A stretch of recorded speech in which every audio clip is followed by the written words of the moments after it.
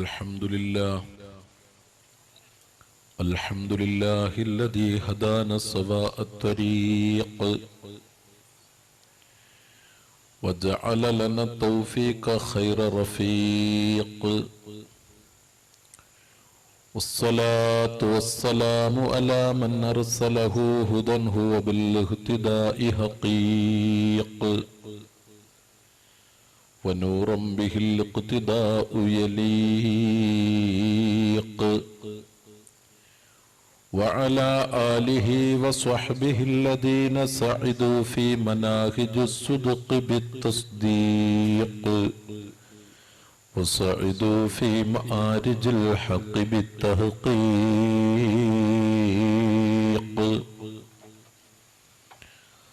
رب اشرح لي صدري ويسر لي أمري واحلل عقدة من لساني يفقه قولي رب اشرح لي صدري ويسر لي أمري واحلل عقدة من لساني يفقه قولي رب اشرح لي صدري ويسر لي أمري واحلل عقدة من لساني يفقه قولي بسم الله عظيم القدرة والشان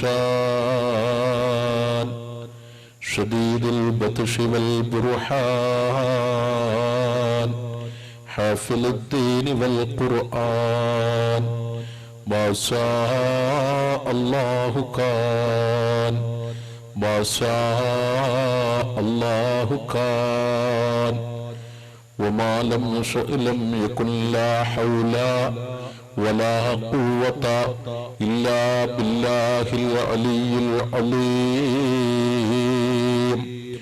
والصلاة والسلام عليك يا سيدي يا رسول الله خذ بيدي قلت حيلتي أدركني مرادي والصلاة والسلام عليك يا سيدي يا رسول الله خذ بيدي قلت حيلتي أدركني مرادي والصلاة والسلام عليك يا سيدي يا رسول الله خذ بيدي قلت حيلتي أدركني مرادي أعوذ بالله من الشيطان الرجيم بسم الله الرحمن الرحيم وعد الله الذين آمنوا منكم وعملوا الصالحات ليستخلفنهم في الأرض كما استخلف الذين من قبلهم وليمكنن لهم دينهم الذي ارتضى لهم وليبدلنهم من بعد خوفهم أمنا يعبدونني لا يشركون بي شيئا ومن كفر بعد ذلك فأولئك هم الفاسقون صدق الله العلي العظيم وصدق وبلغ ورسوله النبي الكريم ونحن على ذلك من الشاهدين والحمد لله رب العالمين كل أمتي يدخلون الجنة إلا من أبى قيل من يأبى يا رسول الله قال من أطاعني دخل الجنة ومن أساني فقد أبى شفيعنا رسول الله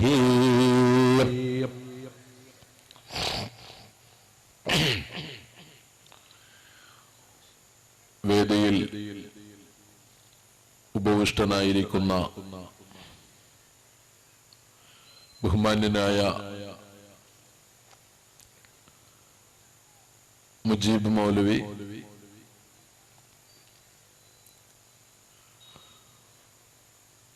ജനാബ് സാജിദ് മന്നാനി, മറ്റ് യാസിർ മൗലവി, മറ്റ് സദസ്സിൽ ഉപവിഷ്ടരായിരിക്കുന്ന ആദരണീയരായ പണ്ഡിതന്മാരെ, ബഹുമാന്യരായ രക്ഷിതാക്കളെ, പ്രിയമുള്ള സഹോദരി സഹോദരന്മാരെ, വിദ്യാർത്ഥിനികളെ, മുതഅല്ലിമീങ്ങളെ, അസ്സലാമു അലൈക്കും വറഹ്മത്തുള്ളാഹി തആല വബറകാതുഹു. അല്ലാഹു സുബ്ഹാനഹു വ തആല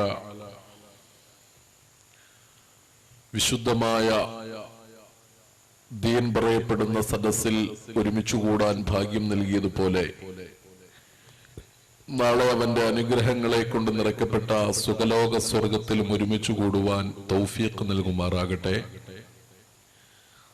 നമ്മളുടെയും നമ്മളുടെ മാതാപിതാക്കളുടെയും ഗുരുനാഥന്മാരുടെയും ഭാര്യമാരുടെയും മക്കളുടെയും സഹോദരങ്ങളുടെയും നമ്മോട് ദുആ കൊണ്ട് വസിയത്ത് ചെയ്തവരുടെയും നമ്മെ സഹായിക്കുന്നവരുടെയും എല്ലാവരുടെയും എല്ലാ ചെറുതും വലുതുമായ പാപങ്ങളും മഗ്ഫിറത്തിന്റെ കടലാകുന്ന റബ്ബ് തആല വിട്ടുപുറത്ത് മാപ്പാക്കി തരുമാറാകട്ടെ. എത്ര അക്രമത്തിന്റെ കൊടുങ്കാറ്റടിച്ചാലും പർവ്വതങ്ങളെ പോലെ ഉറച്ചു നിൽക്കുന്ന ഈമാൻ തന്നല്ലാഹു അനുഗ്രഹിക്കുമാറാകട്ടെ. പിടഞ്ഞു മരിക്കുകയാണെങ്കിലും ലാ ഇലാഹ ഇല്ലല്ലാ എന്ന വിശുദ്ധമായ കലിമത്തു തൗഹീദ് ഉച്ചരിച്ചുകൊണ്ട് സ്വർഗം കണ്ട് പുഞ്ചിരിയോടെ മരണപ്പെടാൻ സർവശക്തനായ നാഥൻ തൗഫീഖ് നൽകുമാറാകട്ടെ. പെട്ടെന്നുള്ള മരണങ്ങളെ തൊട്ട്, ദുർമരണങ്ങളെ തൊട്ട്, ഈമാനില്ലാത്ത മരണങ്ങളെ തൊട്ട്, അപകട മരണങ്ങളെ തൊട്ട്, പോസ്റ്റ്മോർട്ടം ചെയ്യുന്ന മരണങ്ങളെ തൊട്ട്, മാരകമായ ഗുരുതരമായ രോഗങ്ങളെ തൊട്ട്, കീറിമുറിക്കുന്ന രോഗങ്ങളെ തൊട്ട്, ആളുകൾ കണ്ടാൽ ചെയ്യെന്ന് പറഞ്ഞ് വെറുപ്പോടെ മാറിപ്പോകുന്ന രോഗങ്ങളെ തൊട്ട് നമ്മയും നമ്മളുടെ മേൽ പറയപ്പെട്ട അഹ്ലുകാരെയും കാത്തുരക്ഷിക്കുമാറാകട്ടെ. പ്രിയമുള്ളവരെ, അൽ ഇഹ്സാൻ സഹായ സമിതി സംഘടിപ്പിച്ച മതപ്രഭാഷണ പരമ്പരയുടെ അവസാനത്തെ ദിവസമാണ് ഇന്ന്.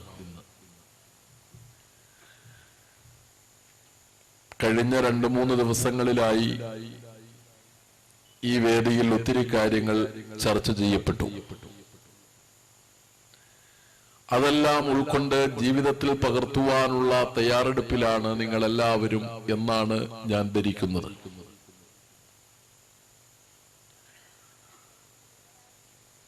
ഈ അൽ ഇഹ്സാൻ സഹായ സമിതി ഇങ്ങനെ ഒരു പരിപാടി സംഘടിപ്പിച്ചതുകൊണ്ടാണ് ഇടുക്കി ജില്ലയിൽ താമസിക്കുന്ന എനിക്കും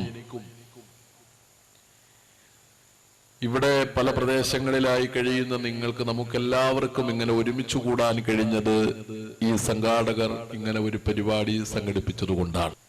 നേർവഴിയിലേക്ക് കൊണ്ടുവരിക എന്നുള്ള ഒരു ലക്ഷ്യവും കൂടെ ഈ യുവാക്കൾ ഇതിലൂടെ ലക്ഷ്യമിടും. അതിനു വേണ്ടിയിട്ട് അവരുടെ യുവത്വം അവര് 3 ദിവസങ്ങളിലായി മറ്റു പല ഉസ്താദും ഈ അവസ്ഥയ്ക്ക് ഒരു മാറ്റമുണ്ടാകണമെന്ന് തന്നെയാണ് എനിക്ക് എന്റെ പ്രിയമുള്ള സഹോദരന്മാരോടും സഹോദരിമാരോടും പറയുവാനുള്ളത്. സഹോദരിമാരെ സംബന്ധിച്ചിടത്തോളം അവരും ഇതുപോലെ വാതിനോടൊക്കെ വളരെ താല്പര്യമുള്ള ആളുകളാണ്. അവർക്കും ഇങ്ങനെ നീട്ടിക്കുറുക്കി ഇങ്ങനെ റബ്ബർ വലിക്കുന്നത് പോലെ ഇത് റബ്ബറാണെന്ന് പറഞ്ഞാൽ അവർക്ക് ഇഷ്ടപ്പെടൂല. വലിച്ചാൽ വലിയുന്നതും വിട്ടാൽ യഥാസ്ഥാനത്തെത്തുന്ന സാധനമാണ് റബ്ബർ എന്ന് പറഞ്ഞാലേ അവർക്ക് ഇഷ്ടപ്പെടൂ. അപ്പൊ അങ്ങനെ അതേ രൂപത്തില് എല്ലാവരും ആഗ്രഹിക്കുന്നത് തങ്ങളുടെ കാതുകൾക്ക് ഒരു സുഖം കിട്ടണം. 2 മണിക്കൂർ ഇരുന്ന് പ്രസംഗം കേട്ടാൽ അതുകൊണ്ട് എന്തെങ്കിലും മാറ്റം ഉണ്ടാകണം എന്നുള്ളതല്ല, മറിച്ച് ഒരു നേരം പോക്കുണ്ടാകണം എന്നാണ്. വിലപ്പെട്ട സീരിയലുകളൊക്കെ ക്യാൻസൽ ചെയ്തിട്ട് വന്നിരിക്കുമ്പോ അതിൻ്റെതായ ഒരു നേരം പോക്ക് കിട്ടണമെന്നാണ്. ഇവിടത്തെ ആളുകളുടെ കാര്യമല്ല പറഞ്ഞത്, മറ്റു പല പ്രദേശങ്ങളിലും ആ ഒരു രൂപത്തിലാണ് ആളുകൾ വാള് കേൾക്കാൻ വേണ്ടിയിട്ട് വരുന്നത്. എന്തായാലും എന്റെ പ്രിയമുള്ള സഹോദരി സഹോദരന്മാരെ, വളരെ ഗൗരവപൂർവ്വം ചിന്തിക്കേണ്ട ഒരു കാലഘട്ടത്തിലാണ് ഞാനും നിങ്ങളും ജീവിച്ചുകൊണ്ടിരിക്കുന്നത്. വളരെ മോശമായ വഴിത്താരയിലൂടെ മുസ്ലിം ഉമ്മത്ത് അബദ്ധസഞ്ചാരം നടത്തിക്കൊണ്ടിരിക്കുന്ന ഒരു കാലഘട്ടം. എല്ലാ തോന്നിയാവാസങ്ങളും കാണിച്ചുകൊണ്ട് എന്തെല്ലാം മോശമായ പ്രവർത്തനങ്ങളുണ്ടോ ആ പ്രവർത്തനങ്ങളിലെല്ലാം മുഴുകിക്കൊണ്ട് മോശമായ വഴിത്താരയിലൂടെ മുസ്ലിം ഉമ്മത്ത് അബദ്ധസഞ്ചാരം നടത്തിക്കൊണ്ടിരിക്കുകയാണ് ഈ കാലഘട്ടത്തിൽ. നാടിന്റെ നാനാഭാഗത്തേക്ക് നോക്കുമ്പോൾ അതാണ് നമുക്ക് കാണാൻ കഴിയുന്നത്. എന്തെല്ലാം കൊള്ളരുതായ്മകളുണ്ടോ അവിടെ മുസ്ലിം ഉമ്മത്തുണ്ട്, മുസ്ലിം ചെറുപ്പക്കാരുണ്ട്. മുസ്ലിം നാമധാരികളില്ലാത്ത ഒരു പ്രശ്നവും ഇന്ന് നാം ജീവിക്കുന്ന നമ്മുടെ നാട്ടിൽ നടക്കാറില്ല. ഒരു മോഷണമുണ്ടെങ്കിൽ അതിൽ പിടിക്കപ്പെടുന്നവർ മുസ്ലിങ്ങളാണ്. അതുപോലെ തന്നെ ഒരു ബലാത്സംഗ കേസുണ്ടായാൽ അതിൽ പിടിക്കപ്പെടുന്നത് മുസ്ലിങ്ങളാണ്. ഒരു വ്യാജമദ്യ കേസുണ്ടായാൽ അതിൽ പിടിക്കപ്പെടുന്നത് മുസ്ലിങ്ങളാണ്. അതുപോലെ തന്നെ ബ്ലേഡ് മാഫിയായുടെ പ്രവർത്തനം നോക്കിയാൽ അതിലും മുസ്ലിങ്ങളുണ്ട്. കൊലപാതകം നോക്കിയാൽ അതിലും മുസ്ലിങ്ങളുണ്ട്. കള്ളനോട്ടിന്റെ കേസ് നോക്കിയാൽ അതിലും മുസ്ലിങ്ങളുണ്ട്. അങ്ങനെ ഏത് മേഖലകളിലേക്ക് നോക്കുമ്പോഴും ഒക്കെ അവിടെയൊക്കെ തങ്ങളുടെ അസ്തിത്വം ഉറപ്പിക്കാൻ വേണ്ടിയിട്ടുള്ള മത്സരത്തിലാണ് മുസ്ലിങ്ങൾ ന്യൂനപക്ഷമാണെന്ന് ആരും പറയരുതല്ലോ. അതുകൊണ്ട് എല്ലാ മേഖലകളിലും കാലുറപ്പിക്കണം, അങ്ങനെ നമ്മുടെ സാന്നിധ്യം അറിയിക്കണം. അതിനു വേണ്ടിയിട്ടുള്ള പോരാട്ടത്തിലാണ് മുസ്ലിം സമൂഹം. ഈ അവസ്ഥ ലോകത്തിന്റെ നാടിന്റെ നാനാഭാഗത്തിലേക്ക് നോക്കുമ്പോൾ നമുക്ക് കാണാൻ കഴിയും. പണ്ഡിത സമൂഹം പറയുന്നത് കേൾക്കുന്നില്ല, അറിവുള്ളവർ പറയുന്നത് കേൾക്കുന്നില്ല. ലോകത്തുള്ള അറിവുള്ളവരുടെ പണ്ഡിതന്മാരുടെയും പ്രബോധകരുടെയും ഒക്കെ വാക്കുകളെ ധിക്കരിച്ചുകൊണ്ട് മോശമായ വ്യവസ്ഥിതികളുടെ പിന്നാലെ മുസ്ലിം ഉമ്മത്ത് അബദ്ധസഞ്ചാരം നടത്തിക്കൊണ്ടിരിക്കുകയാണ്. തെറ്റ് ചൂണ്ടിക്കാണിക്കപ്പെടുന്നവർ അപഹാസ്യരായി മാറിക്കൊണ്ടിരിക്കുന്നു. ചെയ്യുന്നത് തെറ്റാണെന്ന് ആരെങ്കിലും ആർജവത്തോടെ പറയാൻ തയ്യാറായാൽ അവരെ തീവ്രവാദിയെന്നും ഭീകരവാദിയെന്നും മതമൗലികവാദിയെന്നും ഒക്കെ വിളിച്ച് അവനെ ആക്ഷേപിച്ചുകൊണ്ട് സമൂഹത്തിന്റെ മുഖ്യധാരയിൽ നിന്ന് പിന്നോട്ടവനെ ഒതുക്കിക്കൊണ്ടിരിക്കുകയാണ്. ഈ രീതിയിലുള്ള ആസൂത്രിതമായ നീക്കം നടന്നുകൊണ്ടിരിക്കുന്നു. പണ്ഡിതന്മാരെ ബഹുമാനിക്കുന്നില്ല.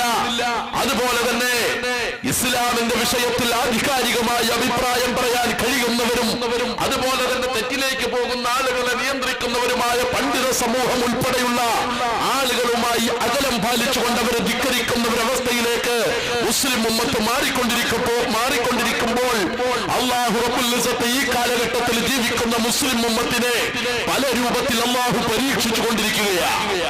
മഹാനായ അഷ്റഫുൽ ഖൽഖ് മുഹമ്മദ് മുസ്തഫ സല്ലല്ലാഹു അലൈഹി വസല്ലമ തങ്ങൾ 1400 വർഷങ്ങൾക്ക് മുമ്പ് മഹാനായ പ്രവാചകൻ പറഞ്ഞു, സയഅതി സമാനുൻ അലാ ഉമ്മത്തി. അല്ലാഹുവിന്റെ പ്രവാചകൻ പറഞ്ഞു, സയഅതി സമാനുൻ അലാ ഉമ്മത്തി, എന്റെ സമുദായത്തിന്റെ മേൽ ഒരു കാലഘട്ടം വരും. എങ്ങനെയുള്ള കാലഘട്ടമാണ്? യഫറൂന മിനൽ ഉലമാഇ വൽ ഫുഖഹാഇ ഫയബ്തലീഹിമുല്ലാഹു തആല ബിസലാസ് ബലിയാത്ത്. മഹാനായ മുഹമ്മദ് മുസ്തഫ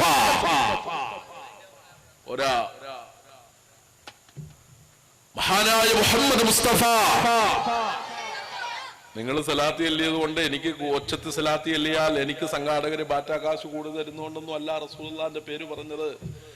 ഇവിടെ എല്ലാവരും വളരെ ആവേശത്തോടുകൂടെ ഒത്തൊരുമിച്ച് കൂടിയിരിക്കുന്ന ഈ വേദിയില് മഹാനായ പ്രവാചകന്റെ പേര് പറയുമ്പോ ഉച്ചത്തിൽ സലാത്ത് ചെല്ലുക എന്നുള്ളത് ഒരു സത്യവിശ്വാസിയിൽ നിന്ന് സംഭവിക്കുന്ന കാര്യമാണ്. റസൂലുള്ളാഹിന്റെ പേര് കേൾക്കുമ്പോ ഏറ്റവും ഉച്ചത്തിൽ സലാത്ത് ചൊല്ലിക്കൊണ്ടിരുന്നത് മഹാനായ അബൂബക്കറുൽ ബാഗ്ദാദി റളിയല്ലാഹു തആല അൻഹു ആയിരുന്നു. ഉറക്ക സലാത്ത് ചെല്ലിയതിന്റെ കൂലി ഉണ്ടാകും. അതുകൊണ്ട് റസൂലുള്ളാഹിന്റെ പേര് കേൾക്കുമ്പോ ഉറക്ക സലാത്ത് ചെല്ലണം. മഹാനായ മുഹമ്മദ് മുസ്തഫ സല്ലല്ലാഹു അലൈഹി വസല്ലം. മഹാനായ പ്രവാചകൻ പറഞ്ഞു, സയഅതി സമാനുൻ അലാ ഉമ്മത്തി, എന്റെ സമുദായത്തിന്റെ മേൽ ഒരു കാലഘട്ടം വരും. എങ്ങനെയുള്ള കാലഘട്ടമാണ്? യഫറൂന മിനൽ ഉലമാഇ വൽ ഫുഖഹാഇ ഫയബ്തലീഹിമുല്ലാഹു തആല ബിസലാസ് ബലിയാത്ത്. ഉലമാക്കന്മാരെ തൊട്ടും ഫുഖഹാക്കളെ തൊട്ടും എന്റെ സമുദായം അകലുന്ന ഒരു കാലഘട്ടം വരും.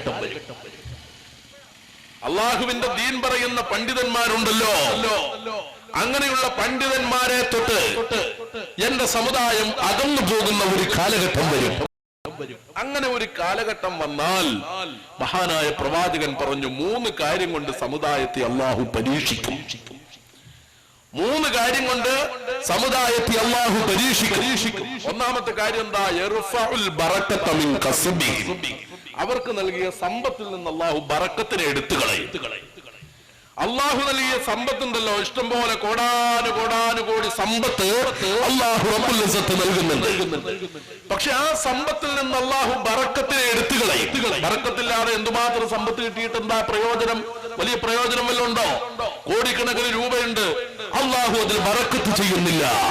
ആ സമ്പത്ത് കൊണ്ട് നമുക്ക് എന്താ പ്രയോജനമുള്ളത്? ഒരു പ്രയോജനമില്ല. അതേ സമയത്ത് 100 രൂപയെ കയ്യിലുള്ളൂ, പക്ഷെ അള്ളാഹു അതിൽ ബറക്കത്ത് ചെയ്താലോ ആ 100 രൂപ കൊണ്ട് ഒത്തിരിയേറെ കാര്യങ്ങൾ നടക്കും. അല്ലേ? അള്ളാഹു ബറക്കത്ത് ചെയ്താൽ. ബറക്കത്ത് ചെയ്യാത്ത ഒരു 10,000 രൂപ കിട്ടിയാല് അത് എവിടെ പോയി എന്ന് നമുക്ക് പറയാൻ പറ്റൂല. എവിടെയാ പൈസ പോയത്, അത് ഏത് കാര്യത്തിനാ വിനിയോഗിച്ചത് നമുക്ക് പറയാൻ പറ്റൂല. അതേപോലെ ബറക്കത്തായിട്ട് കിട്ടുന്ന തുച്ഛം പൈസയാണെങ്കിലോ ആ പൈസ കൊണ്ട് 30,000 രൂപ കിട്ടുന്നവന്റെ അവൻ ചെയ്യുന്നത് പോലെയുള്ള കാര്യങ്ങൾ ഈ 10,000 കൊണ്ട് അല്ലെങ്കിൽ ഈ 100 രൂപ കൊണ്ട് ചെയ്യാൻ കഴിയും. അതിന്റെ ഉദാഹരണമല്ലേ ഇന്ന് നമ്മുടെ സമൂഹത്തിൽ ഏറ്റവും തുച്ഛമായ വേതനം പൈസ വാങ്ങിക്കൊണ്ട് ജോലി ചെയ്യുന്ന ഒരു വിഭാഗം ഏതാണ്? ഒരു വിഭാഗം ആരാ? മുസ്ലിയാക്കന്മാര്, ഉസ്താദന്മാര്. ഏറ്റവും തുച്ഛമായ പൈസ വാങ്ങിച്ചുകൊണ്ട് ജോലി ചെയ്യുന്നൊരു വിഭാഗമാണ്. ചില പള്ളികളിലൊക്കെ ഇങ്ങനെ എന്തെങ്കിലുമൊക്കെ വ്യത്യാസപ്പെടുത്തി കൊടുത്താലും ഇന്നും ബഹുഭൂരിഭാഗം പള്ളികളിലും 2,000 രൂപ, 2,500 രൂപ, അങ്ങേയറ്റം പോയ 3,500 രൂപ, ഇനി അങ്ങേയറ്റം പോയിക്കോട്ടെ 5,000 രൂപ. ഇതിനപ്പുറത്തേക്കൊന്നും കൊടുക്കുന്നില്ല. പിന്നെ മദ്രസയിൽ, ആലപ്പുഴയിലൊക്കെ മദ്രസയിൽ കൊടുക്കുന്ന ശമ്പളം എന്ന് പറഞ്ഞാൽ 750 രൂപ 800 രൂപയൊക്കെ രാവിലെ വന്ന് മദ്രസയിൽ വന്ന് ക്ലാസ് എടുക്കുന്നതിനൊക്കെ കൊടുക്കുന്ന പൈസയായത്. ഞങ്ങളുടെ ഇടുക്കി ജില്ലയിലൊക്കെ ആണെങ്കിൽ ഒരു ഖത്തീബ് മദ്രസയും നോക്കി പള്ളിയും നോക്കി, ചിലപ്പോൾ പള്ളിയിൽ ബാങ്കും വിളിക്കേണ്ടി വരും, ബാങ്കും വിളിച്ച് ചിലപ്പോൾ തൂത്തുവാരേണ്ടയും വരും. ഇതെല്ലാം കൂടെ ചെയ്യുമ്പോൾ ഉസ്താദിന് ചിലപ്പോൾ കിട്ടുന്ന പൈസയാണ് 2,500, 3,000, അല്ലെങ്കിൽ അങ്ങേയറ്റം പോയാൽ 3,500 രൂപ. 3,500 രൂപയും 300 പേരുടെ ചീത്തയുമാണ് ഖത്തീബന്മാർക്ക് കിട്ടിക്കൊണ്ടിരിക്കുന്നത് മാസം. അപ്പോ അങ്ങനെ തുച്ഛമായ ശമ്പളത്തിന് ജോലി ചെയ്യുന്ന ഒരു വിഭാഗമാണ് ആര്? മുസ്ലിയാക്കന്മാര്. ഞാനിപ്പോ അതായതുകൊണ്ട് ഞാൻ പറയുന്നതല്ല, നമുക്കെല്ലാവർക്കും ചിന്തിക്കുമ്പോൾ അറിയാൻ കഴിയുന്നതാ. പക്ഷേ ഈ 3,500 രൂപ 5,000 രൂപ എന്ന് പറഞ്ഞാൽ എന്തിനുണ്ട് എന്ന് നിങ്ങൾക്ക് വളരെ വ്യക്തമായിട്ട് അറിയാം. വിൽസ് വലിക്കുന്ന ഒരാൾക്കാണെങ്കിൽ ഒരു ദിവസം ഒരു പാക്കറ്റ് വിൽസ് വലിക്കണമെങ്കിൽ എത്ര രൂപയാണ്? അത് 2 പാക്കറ്റ് വിൽസ് വലിക്കുന്നവരുണ്ട്, 3 പാക്കറ്റ് വിൽസ് വലിക്കുന്നവരുണ്ട്, അങ്ങനെ പല രൂപത്തില്. ഇന്ന് കുറഞ്ഞത് പട്ടിണി കിടക്കാൻ വേണ്ടിയിട്ട് വേണമല്ലോ 150 രൂപ നമ്മുടെ കയ്യില്. പട്ടിണി കിടക്കാൻ വേണ്ടി, പട്ടിണിയാണെങ്കിൽ അരി മേടിച്ചില്ലെങ്കിലും വീട്ടിൽ നിന്ന് രാവിലെ ഇറങ്ങുമ്പോ ഭാര്യ പറയും, എന്താ പറയുന്നത്? 2 കിലോ അരി, 1 കിലോ പഞ്ചസാര. ഇതല്ല പറയുന്നത് 20 രൂപയുടെ എയർടെൽ, 30 രൂപയുടെ ഐഡിയ, 25 രൂപയ്ക്ക് BSNL, 15 രൂപയുടെ MTS. ഇതാണ് പറഞ്ഞ് രാവിലെ വരുന്ന ലിസ്റ്റ്. അപ്പൊ ആഹാരം കഴിച്ചില്ലെങ്കിൽ ഇത് വാങ്ങിക്കാൻ വേണം 150 രൂപ. അങ്ങനെയാണ് നിങ്ങൾ ഓരോരുത്തരും ജീവിക്കുന്നത്. നമ്മളൊക്കെ അങ്ങനെയാ കഴിയുന്നത്. നിങ്ങൾ പല കച്ചവടങ്ങൾ ചെയ്ത്, വണ്ടി കച്ചവടം ചെയ്തിട്ടായാലും, മത്സ്യക്കച്ചവടം ചെയ്തിട്ടായാലും, മറ്റ് കച്ചവടം, ഫ്രൂട്ട്സ് കച്ചവടം ചെയ്തിട്ടായാലും, സ്വർണ്ണ കച്ചവടം ചെയ്തിട്ടായാലും ഒക്കെ മാസം എന്തായാലും ഒരു 10,000-20,000 രൂപ, 30,000 രൂപ, ഏറ്റവും കുറഞ്ഞ ഇടത്തരക്കാരുടെ കാര്യമായി പറയുന്നത്, ഉണ്ടാക്കും അല്ലേ? അതേ സ്ഥാനത്ത് ഈ പള്ളിയിൽ നിൽക്കുന്ന ഉസ്താദിന് കിട്ടുന്നത് എന്തായിരിക്കും? 3,500 രൂപ. പിന്നെ ഇടയ്ക്ക് വല്ല മൗലൂദോ റാത്തീവോ ഒക്കെ ഉണ്ടെങ്കിൽ അതിനും കിട്ടും. അതും ഇല്ലാതായിക്കൊണ്ടിരിക്കുക. കൈക്കൂലി കൊടുക്കുന്ന, കൈമടക്ക് കൊടുക്കണമല്ലോ എന്നുള്ള വിചാരിച്ച് അതും വേണ്ടാന്ന് പറയുന്ന ഒരു അവസ്ഥയിലേക്കാണ് കാര്യങ്ങൾ പോകുന്നത്. അതൊക്കെ പോട്ടാണ് മറ്റൊരു വിഷയം. അപ്പോ ഈ കിട്ടുന്നത് എന്തെങ്കിലും തുച്ഛമായ പൈസ കിട്ടും. ഇതിപ്പോ ഉസ്താദന്മാരുടെ മദ്ഹ് പറയാനും അവരുടെ ശമ്പളത്തിന്റെ അവസ്ഥ പറയാനും സമരപ്രഖ്യാപനം നടത്താനും വേണ്ടിയിട്ടൊന്നുമല്ല ഇത് പറയുന്ന. സന്ദർഭോചിതമായിട്ട് ഞാനൊന്ന് പറഞ്ഞു എന്ന് മാത്രം. അള്ളാഹു സമ്പത്തില് ബറക്കത്ത് ചെയ്യുന്ന ആ വിഷയം സൂചിപ്പിച്ചപ്പോ ഒന്ന് പറഞ്ഞു എന്ന് മാത്രം. അപ്പൊ അങ്ങനെ ഈ കിട്ടുന്ന പൈസ നിങ്ങൾ 10,000, 20,000, 30,000 ഒക്കെ സമ്പാദിച്ചിട്ട് നിങ്ങൾ മാസാവസാനം നോക്കുമ്പോ ഈ 30,000 എവിടെ പോയി, 20,000 എവിടെ പോയി, യാതൊരു പിടിയില്ല. എന്തിനു വേണ്ടി ഇത് വിനിയോഗിച്ചു, എവിടെയായി പൈസ പോയത്? ഈ പൈസ കൊണ്ട് ഒരു ഉപകാരം ഉണ്ടായില്ലല്ലോ, ഒരു ഗുണവും ഉണ്ടായില്ലല്ലോ. അതുകൊണ്ട് അതെന്തോ അത് ഗുണമില്ലാതായി പോയത് അള്ളാഹു അതിൽ ബറക്കത്ത് ചെയ്യാത്തത് കൊണ്ടാണ്. പക്ഷേ 3500 രൂപ ശമ്പളം വാങ്ങിക്കുന്ന ഉസ്താദ് എപ്പോഴും നല്ല ടിപ് ടോപ്പിൽ തന്നെ നടക്കുന്നത്. നല്ല വടി പോലെയുള്ള ഷർട്ട്, നല്ല വെളുത്ത് തേച്ച് മിനുക്കിയ ഷർട്ട്, മുണ്ട്, ഇതൊക്കെ ഇട്ട് നല്ല ഗമയിൽ തന്നെയാണ് ഉസ്താദ് നടക്കുന്നത്. നിങ്ങളുടെ വീട്ടിൽ ഇറച്ചി വാങ്ങിക്കുന്നുണ്ടെങ്കിൽ അദ്ദേഹത്തിന്റെ വീട്ടിലുണ്ടാവും ഇറച്ചി. നിങ്ങളുടെ വീട്ടിൽ മീൻ ഉണ്ടാകുമ്പോൾ അദ്ദേഹത്തിന്റെ വീട്ടിലുണ്ടാകും. ഒരുപക്ഷെ നിങ്ങളെ പോലെ അത്ര സുഭിക്ഷമായിട്ടുണ്ടായില്ല എങ്കിലും ഇതെല്ലാം അദ്ദേഹത്തിന്റെ വീട്ടിലുണ്ടാകും. നിങ്ങളുടെ കുട്ടികൾ സ്കൂളിൽ പഠിക്കുന്നുണ്ടെങ്കിൽ അദ്ദേഹത്തിന്റെ കുട്ടികളും പഠിക്കുന്നുണ്ടാകും. നിങ്ങളുടെ കുട്ടികൾക്ക് വസ്ത്രം വാങ്ങുന്നുണ്ടെങ്കിൽ അദ്ദേഹത്തിന്റെ കുട്ടികൾക്കും വാങ്ങുന്നുണ്ടാകും. എന്തുകൊണ്ടാണ്? നിങ്ങൾ കൊടുക്കുന്ന ഈ 3500 രൂപയിൽ അല്ലാഹു റബ്ബുൽ ഇസ്സത്ത് ബറക്കത്ത് ചെയ്യാൻ തീരുമാനിച്ചപ്പോൾ, അള്ളാഹുവിന്റെ ബറക്കത്ത് ഇറങ്ങിയപ്പോൾ ആ 3500 രൂപ കൊണ്ട് 35,000 രൂപയുടെ കാര്യം സാധിച്ചെടുക്കാൻ അദ്ദേഹത്തിന് കഴിഞ്ഞു. അതുകൊണ്ട് തന്നെ ആ 3500 രൂപ അല്ലാഹു റബ്ബുൽ ഇസ്സത്ത് അതുകൊണ്ട് 35,000 രൂപയുടെ കാര്യങ്ങൾ അദ്ദേഹത്തിന് നേടിയെടുക്കാനുള്ള ആ ഒരു സാഹചര്യം ഉണ്ടാക്കി കൊടുത്തു. അല്ലാഹു അതിൽ ബറക്കത്ത് ചെയ്തു. പക്ഷേ 35,000 കിട്ടുന്നവനും 3 ലക്ഷത്തി ചില്ലാൻ രൂപ മാസവരുമാനം കിട്ടുന്നവനും 3 കോടി രൂപ മാസവരുമാനമുള്ളവനും ഒരുപക്ഷേ മാസാവസാനം അക്കൗണ്ട് നോക്കി കഴിയുമ്പോൾ അവന്റെ പൈസ എവിടെ പോയെന്നറിയുന്നില്ല. എന്തുകൊണ്ടാണത്? അല്ലാഹു റബ്ബുൽ ഇസ്സത്ത് അതിൽ ബറക്കത്ത് ചെയ്തിട്ടില്ല. അതുകൊണ്ടാണ് ഞാൻ പറഞ്ഞത്, അല്ലാഹു ബറക്കത്ത് ചെയ്യാൻ ഉദ്ദേശിച്ചാൽ അത് 100 രൂപയായാലും മതി, അത് ഇരട്ടിക്ക് നമ്മൾ പോലും അറിയില്ല. ആ കാശ് കൊണ്ട് ഒത്തിരിയേറെ കാര്യങ്ങൾ നമുക്ക് നടക്കും. ദുനിയാവിലും ആഖിറത്തിലും ആ പണം കൊണ്ട് ഉപകാരപ്രദമായ കാര്യങ്ങൾ ചെയ്യാൻ നമുക്ക് കഴിയും. അതുകൊണ്ട് തന്നെ അവർക്ക് 3000 കൊടുക്കുമ്പോൾ അതിന് 35,000ന്റെ ബറക്കത്താ. അപ്പൊ ഇത് കേൾക്കുമ്പോ കമ്മിറ്റിക്കാരെങ്കിലും ഉണ്ടെങ്കിൽ 3500 ശമ്പളം കൊടുക്കുന്നവര് ഏതായാലും 3500 കിടക്കുമ്പോ 35,000ന്റെ ബറക്കത്ത് കിട്ടുന്നുണ്ടല്ലോ. അപ്പൊ അത്രയും നമ്മുടെ ഉസ്താദായിട്ടില്ല. ഒരു 2500 കൊടുത്താൽ 25,000ന്റെ ബറക്കത്ത് ആയാൽ മതി എന്ന് പറഞ്ഞതാണ് 1000 രൂപ കുറയ്ക്കാൻ നിൽക്കണ്ട. അപ്പൊ അങ്ങനെ അല്ലാഹു റബ്ബുൽ ഇസ്സത്ത് മഹാനായ അഷ്റഫുൽ ഖൽഖ് മുഹമ്മദ് മുസ്തഫ സല്ലല്ലാഹു അലൈഹി വസല്ലം തങ്ങൾ പറഞ്ഞു, പണ്ഡിതന്മാർ, അള്ളാഹുവിന്റെ ദീൻ പറയുന്നവർ, ദീനിൽ നടക്കുന്ന തിന്മകൾ പറയുന്നവർ, അനീതിക്കെതിരെ ശബ്ദിക്കുന്ന പണ്ഡിത സമൂഹത്തോട് ഉമ്മത്തുകൾ അകന്നു പോകുന്ന ഒരു ഘട്ടം വന്നാൽ 3 കാര്യം കൊണ്ട് അവരെ അള്ളാഹു പരീക്ഷിക്കും. അതിൽ ഒന്നാമത്തെ കാര്യം എന്താ? അള്ളാഹു സമ്പത്തിൽ നിന്ന് ബറക്കത്തിനെ എടുത്തു കളയും. രണ്ടാമത്തെ പരീക്ഷണം എന്താ?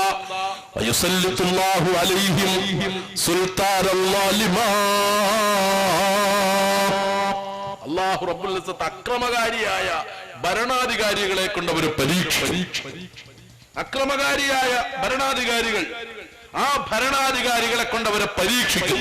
ലോകത്തിന്റെ നാനാഭാഗത്ത് കണ്ണോടിക്കുമ്പോ നമുക്കത് കാണാൻ കഴിയുന്ന കാര്യമാണ്. അക്രമകാരികളായ ഭരണാധികാരികൾ മുസ്ലിം ഉമ്മത്ത് പരീക്ഷിക്കപ്പെട്ടുകൊണ്ടിരിക്കുകയാണ്. ലോകത്തിന്റെ നാനാഭാഗത്തേക്ക് കണ്ണോടിക്കുമ്പോൾ നമുക്കത് കാണാൻ കഴിയും. ഇസ്ലാമിന്റെ ഈറ്റില്ലമെന്നറിയപ്പെടുന്ന രാഷ്ട്രങ്ങളിൽ പോലും മുസ്ലിം ഉമ്മത്തിന് സ്വസ്ഥതയോടെയും സമാധാനത്തോടെയും ജീവിക്കാൻ കഴിയുന്നുണ്ടോ? ഇല്ല. എന്തുകൊണ്ടാണത്? അക്രമകാരികളായ ഭരണാധികാരികൾ, ആ ഭരണാധികാരികളുടെ ക്രൂരമായ പീഡനങ്ങൾക്ക് വിധേയമാക്കപ്പെട്ടുകൊണ്ടാണ് മുസ്ലിം ഉമ്മത്തൊന്ന് ജീവിച്ചുകൊണ്ടിരിക്കുന്നത്. ലോകത്തിന്റെ നാനാഭാഗത്ത് കണ്ണോടിക്കുമ്പോൾ നമുക്കത് കാണാൻ കഴിയും. ലോകത്തിലെ ഏറ്റവും വലിയ മതേതര ജനാധിപത്യ രാഷ്ട്രമെന്ന് പേര് കേട്ട ഇന്ത്യ രാജ്യത്തിന്റെ തെരുവോരങ്ങളിൽ പോലും സ്വസ്ഥതയോടെയും സമാധാനത്തോടെയും കൂടെ മുസ്ലിം ഉമ്മത്തിന് ജീവിക്കാൻ കഴിയുന്നുണ്ടോ? ഇന്ത്യ രാജ്യത്തിന്റെ എത്രയോ സ്റ്റേറ്റുകളിലാണ് അക്രമകാരികളായ ഭരണാധികാരികളാൽ മുസ്ലിം ഉമ്മത്ത് ക്രൂരമായി പീഡിപ്പിക്കപ്പെട്ടുകൊണ്ടിരിക്കുന്നത്. എത്രയോ ആളുകൾ, നിരപരാധികളായ ആളുകള് കാരാഗ്രഹത്തിന്റെ കരിമ്പഴിക്കകത്ത് കിടന്ന് പീഡനം അനുഭവിച്ചുകൊണ്ടിരിക്കുന്നു. എത്രയോ സഹോദരന്മാര് തീവ്രവാദികളും ഭീകരവാദികളുമെന്ന് മുദ്ര കുത്തപ്പെട്ടുകൊണ്ട് സമൂഹത്തിൽ നിന്ന് ഒറ്റപ്പെടുത്തപ്പെട്ട് കാരാഗ്രഹത്തിന്റെ അകത്തളങ്ങളിൽ കിടന്ന് പീഡനം അനുഭവിച്ചുകൊണ്ടിരിക്കുന്ന എത്രയോ നിരപരാധികളായ സഹോദരന്മാര് ലോകത്തിലെ ഏറ്റവും വലിയ മതേതര ജനാധിപത്യ രാഷ്ട്രമെന്ന് പേര് കേട്ട ഭാരതത്തിന്റെ തെരുവോരങ്ങളിൽ പോലും ക്രൂരമായി പീഡിപ്പിക്കപ്പെടുന്നില്ലേ? നാം വളരെ ഗൗരവപൂർവ്വം ചിന്തിക്കേണ്ട വിഷയമാണ്. ഇതൊക്കെ പറയുമ്പോൾ ആരെങ്കിലും പ്രസംഗിക്കുമ്പോൾ ഒച്ച കൂട്ടി പ്രസംഗിച്ചാൽ അത് തീവ്രവാദമായി. ശബ്ദം കൂടി പോയി കഴിഞ്ഞാൽ അത് തീവ്രവാദമായി ചിത്രീകരിക്കുന്ന ഒരു കാലഘട്ടമാണ് ഈ കാലഘട്ടം. ആർക്ക് വേണമെങ്കിലും ഇവിടെ എന്ത് വേണമെങ്കിലും പറയാം, എന്ത് വേണമെങ്കിലും പ്രസംഗിക്കാം, എന്ത് പ്രസ്താവന വേണമെങ്കിലും ഇറക്കാം, ആരെ വേണമെങ്കിലും ആക്ഷേപിക്കാം, ആരെ വേണമെങ്കിലും അധിക്ഷേപിക്കാം, പുച്ഛിക്കാം. ഇതൊന്നും ഇവിടെ പ്രശ്നമല്ല. പക്ഷേ മുസ്ലിം ഉമ്മത്തികളിൽ മുസ്ലിം സമുദായത്തിൽപ്പെട്ട ആരെങ്കിലും ഒരു പ്രഭാഷകനോ ഒരു പ്രബോധകനോ ഒരു ഉച്ചത്തിൽ മുസ്ലിങ്ങൾ അനുഭവിക്കുന്ന പ്രശ്നങ്ങൾ പറഞ്ഞു പോയാൽ അത് തീവ്രവാദമായി, ഭീകരവാദമായി, വർഗീയവാദമായി, മതമൗലികവാദമായി ചിത്രീകരിക്കപ്പെടുന്ന ഒരു സാഹചര്യത്തിലേക്കാണ് ഇന്ന് ലോകം മുന്നോട്ട് പോയിക്കൊണ്ടിരിക്കുന്നത്. നാം വളരെ ഗൗരവപൂർവ്വം ചിന്തിക്കേണ്ടിയിരിക്കുന്നു എന്റെ പ്രിയമുള്ള സഹോദരന്മാരെ. അക്രമകാരികളായ ഭരണാധികാരികൾ നമ്മുടെ ഇന്ത്യ രാജ്യത്ത് ഡോക്ടർ ബാബാ സാഹിബ് അംബേദ്കർ ഭരണഘടനാ ശില്പിയായി ഭരണഘടന എഴുതി ചേർത്ത ഇന്ത്യ രാജ്യത്തിന്റെ തെരുവോരങ്ങളിൽ പോലും വിവിധ സംസ്ഥാനങ്ങളിൽ പോലും സ്വസ്ഥമായി മുസ്ലിം ഉമ്മത്തിന് ജീവിക്കാൻ കഴിയുന്നുണ്ടോ? കഴിയുന്നില്ല. രാജ്യത്തിന്റെ നാനാഭാഗങ്ങളിൽ നടന്നുകൊണ്ടിരിക്കുന്ന അക്രമങ്ങള്, സ്ഫോടനങ്ങള്, അതുപോലെയുള്ള കാര്യങ്ങളിലെല്ലാം പ്രതി ചേർക്കപ്പെട്ട് നിരപരാധികളായ മുസ്ലിം ഉമ്മത്തിനെ കാരാഗ്രഹത്തിന്റെ കരിരുമ്പഴിക്കകത്തിട്ട് ക്രൂരമായി പീഡിപ്പിച്ചുകൊണ്ടിരിക്കുകയാണ്. എത്രയോ ചെറുപ്പക്കാരാ പത്രങ്ങൾ എടുത്തു നോക്കുമ്പോൾ എത്രയോ ചെറുപ്പക്കാരെയാണ് നമുക്ക് കാണാൻ കഴിയുക അതിക്രൂരമായ പീഡനങ്ങൾക്ക് വിധേയമായി ഒന്നിനും കൊള്ളാത്തവരും ചണ്ഡികളായി ഈ സമൂഹത്തിന്റെ മുമ്പിൽ ചോദ്യചിഹ്നങ്ങളായി നിൽക്കപ്പെടുന്ന എത്രയോ യുവാക്കളാ. ഇന്ന് പത്രം വായിച്ചപ്പോൾ നമുക്ക് അറിയാൻ കഴിഞ്ഞു എന്താണ് മാലേഗാവ് സ്ഫോടനം. മാലേഗാവ് സ്ഫോടനത്തിന്റെ പേരിൽ അറസ്റ്റ് ചെയ്യപ്പെട്ടവർ അവരെ പുനരധിവസിപ്പിക്കുമെന്ന് സർക്കാർ പറഞ്ഞതായിട്ട്. കാരണം അവർ നിരപരാധികളായിരുന്നു, അതുകൊണ്ട് അവരെ പുനരധിവസിപ്പിക്കും. എവിടെ പുനരധിവസിപ്പിക്കും എന്നായി പറയുന്നത്? ഇവിടെ നടന്ന ഇന്ത്യ രാജ്യത്ത് നടന്ന സകല സ്ഫോടനങ്ങളുടെയും പിന്നിൽ പ്രവർത്തിച്ചത് മുസ്ലിങ്ങളാണെന്ന് പറഞ്ഞ പാവപ്പെട്ട മുസ്ലിം ചെറുപ്പക്കാരെ പിടിച്ചുകൊണ്ടുപോയി കാരാഗ്രഹത്തിന്റെ കരിലും വഴിക്കോട്ടിട്ട് അവരെ ക്രൂരമായി പീഡിപ്പിച്ച് അവരുടെ ആരോഗ്യം തകർത്ത്, അവരുടെ കുടുംബം തകർത്ത്, അവരുടെ നാട്ടിലുള്ളവരുടെ നിലയും വിലയും തകർത്ത്, അവരെ ഒന്നിനും കൊള്ളാത്തവരായ സമൂഹത്തിന്റെ മുഖ്യധാരയിൽ നിന്ന് അവരെ അകറ്റി അവസാനം വെറും ചണ്ഡികളായപ്പോൾ അവരെ പുനരധിവസിപ്പിക്കുമെന്ന് ഇന്ത്യ രാജ്യത്തിന്റെ ഇന്ദ്രപ്രസ്ഥത്തിലിരിക്കുന്നവരും അന്ന് പല സെക്രട്ടേറിയറ്റ് മന്ദിരങ്ങളിൽ ഇരുന്നു കൊണ്ട് ഭരണസാരഥ്യം ഏറ്റെടുത്ത് ഭരണചക്രം ചലിപ്പിക്കുന്നവരുമൊക്കെ ഉച്ചസ്ഥലം പറയുമ്പോൾ എന്റെ പ്രിയമുള്ള സഹോദരന്മാരെ വളരെ ഗൗരവപൂർവ്വം ചിന്തിക്കണം. മുസ്ലിം ഉമ്മത്തിനെ സംബന്ധിച്ചിടത്തോളം തീവ്രവാദികളും ഭീകരവാദികളും വർഗീയവാദികളും ആകാൻ മുസ്ലിം ഉമ്മത്തിന് കഴിയില്ല എന്നിരിക്കെ തന്നെ ഇതാ മനഃപൂർവ്വം മുസ്ലിം ഉമ്മത്തിനെ തീവ്രവാദികളാക്കിയേ മതിയാകൂ എന്നുള്ള ധാരണയിൽ പ്രവർത്തിക്കുന്ന ഇവരെ ഇനിയും നാം തിരിച്ചറിയാൻ തയ്യാറായില്ല എങ്കിൽ അതിന് നാം ശക്തമായ വില കൊടുക്കേണ്ടി വരും എന്നുള്ള കാര്യത്തിൽ യാതൊരു സംശയമില്ല. മതപ്രഭാഷണത്തിന്റെ വേദി അതിങ്ങനെ വെല്ലുവിളിക്കും, അതുപോലെ ഉച്ചസ്ഥരം പ്രസംഗിക്കാൻ വേണ്ടിയിട്ടും ഒക്കെ ഉപയോഗിച്ച് ഈ വേദിയെ മറ്റൊരു രൂപത്തിലേക്ക് ആക്കി എന്ന് ആരും പരാതി പറയണ്ട. വാതിലേക്ക് തന്നെയാ വരുന്നത്. എനിക്കും ഇഷ്ടം വാത് പറയുന്നത് തന്നെയാണ്. കാരണം ഇതൊക്കെ പറയുമ്പോൾ തന്നെ നമ്മുടെ ആരോഗ്യവും നമ്മുടെ അധ്വാനവും ഒക്കെ വെച്ച് നോക്കുമ്പോ, അതുകൂടാതെ ആളുകളുടെ വിമർശനവും കൂടി നോക്കുമ്പോ നമുക്കെന്താ ഇത് പറയണമെന്ന് വലിയ താല്പര്യമൊന്നുമില്ല. പക്ഷേ അള്ളാഹുവിന്റെ ഹബീബായ മുഹമ്മദ് മുസ്തഫ സല്ലല്ലാഹു അലൈഹി വസല്ലമ തങ്ങൾ എന്താ പറഞ്ഞത്? ഒരു തിന്മ കണ്ടാൽ അതിനെ കായികപരമായി പ്രതിരോധിക്കാൻ കഴിവുള്ളവൻ കായികപരമായി പ്രതിരോധിക്കട്ടെ. ഒരു തിന്മ കണ്ടാൽ കായികപരമായി പ്രതിരോധിക്കാൻ കഴിവുള്ളവൻ അങ്ങനെ പ്രതികരിക്കട്ടെ. അതല്ല, നാവ് കൊണ്ട് പ്രതികരിക്കാൻ കഴിവുള്ളവൻ നാവ് കൊണ്ട് പ്രതികരിക്കട്ടെ. അതുമല്ല, ഹൃദയം കൊണ്ടെങ്കിലും അതിനെ വെറുക്കാൻ കഴിയുന്നവൻ ഹൃദയം കൊണ്ടെങ്കിലും വെറുക്കട്ടെ എന്നാ പറഞ്ഞത്. ഇപ്പോ നാവ് കൊണ്ട് പ്രതികരിക്കാൻ കഴിയുന്ന ഒരു സാഹചര്യം ഇപ്പൊ നിലവിലുണ്ട്. അതുകൊണ്ട് തന്നെ അത് നാവ് കൊണ്ട് പ്രതികരിക്കുക എന്നുള്ള ഒരു ദൗത്യമാണ് ഇപ്പോൾ നാം ചെയ്തുകൊണ്ടിരിക്കുന്നത്. അതുകൊണ്ട് തന്നെ അത് പ്രതികരിക്കുക എന്നുള്ളത് ഓരോ മുസൽമാന്റെയും ദൗത്യ. മഹാനായ കലീമുല്ലാഹി മൂസാ നബിയുടെ ഗ്രൂപ്പുകാരല്ല എന്ന് തോന്നുന്നു. റസൂലുള്ളാഹിന്റെ പേര് പറഞ്ഞപ്പോ ഉറക്ക സലാത്തൊക്കെ ചൊല്ലി. ഓക്കെ, മൂസാ നബിയുടെ പേര് പറഞ്ഞു, പിന്നെ ഏത് മൂസയാ എന്നുള്ളൊരു സംശയത്തിന്റെ പേരിലായിരിക്കും സദസ്സിൽ നിന്നൊരു ചലനം ഉണ്ടാകാതിരുന്നത്. മഹാനായ കലീമുല്ലാഹി മൂസാ അലൈഹിസ്സലാത്തു വസ്സലാം അല്ലാഹുവിനെ കണ്ടല്ലോ. മൂസാ നബിയോട് അള്ളാഹു ചോദിച്ചു, മൂസ നീ എനിക്ക് വേണ്ടി എന്തെങ്കിലും ചെയ്തോ മൂസ? മൂസാ നബി പറഞ്ഞു, ഞാൻ നിനക്ക് വേണ്ടിയല്ലേ, നിന്റെ ചിന്തയിലല്ലേ റബ്ബേ സദാസമയവും കഴിയുന്നത്. എന്റെ ചിന്ത മുഴുവൻ, ഞാൻ ചിന്തിക്കുന്ന സകല കാര്യങ്ങളും നിന്നെ പറ്റിയുള്ളതാണല്ലോ. നിന്റെ സ്മരണയില്ലാത്ത ഒരു നിമിഷം പോലും എന്റെ ജീവിതത്തിലല്ലോ, പിന്നെ എന്തിനാ എന്നോട് അങ്ങനെ ചോദിക്കുന്നത് എന്ന് ചോദിച്ചപ്പോൾ മൂസാ നബി അലൈഹിസ്സലാത്തു വസ്സലാമിനോട് അല്ലാഹു ചോദിച്ചു, മൂസ നീ എനിക്ക് വേണ്ടി എന്തെങ്കിലും ചെയ്തോ എന്നാ ചോദിക്കുന്നത്. അപ്പോഴും മൂസാ നബി പറഞ്ഞു, നിനക്ക് വേണ്ടിയല്ലേ ഞാൻ നിസ്കരിക്കുന്നത്, ഞാൻ സദാസമയവും തസ്ബീഹ് ചൊല്ലുന്നത്, എല്ലാം നിനക്ക് വേണ്ടിയല്ലേ തമ്പുരാനെ, പിന്നെ എന്താ നീ എനിക്ക് വേണ്ടി എന്തെങ്കിലും ചെയ്തോ എന്ന് ചോദിക്കുന്നത്? അപ്പോഴും പടച്ച തമ്പുരാൻ ചോദിച്ചു, അതല്ല മൂസ ഞാൻ ചോദിച്ചത്, നീ എനിക്ക് വേണ്ടി എന്തെങ്കിലും ചെയ്തോ എന്നാണ് ചോദിച്ചത്. മൂസാ നബി അലൈഹിസ്സലാത്തു വസ്സലാമിന് മറുപടിയില്ല. മഹാനായ മൂസാ നബി അലൈഹിസ്സലാത്തു വസ്സലാം കരയാൻ തുടങ്ങി. എന്താണ് പടച്ച തമ്പുരാനോട് പറയാൻ കഴിയുക? എനിക്ക് വേണ്ടി എന്തെങ്കിലും ചെയ്തോ എന്നാണ് പടച്ച തമ്പുരാൻ ചോദിക്കുന്നത്.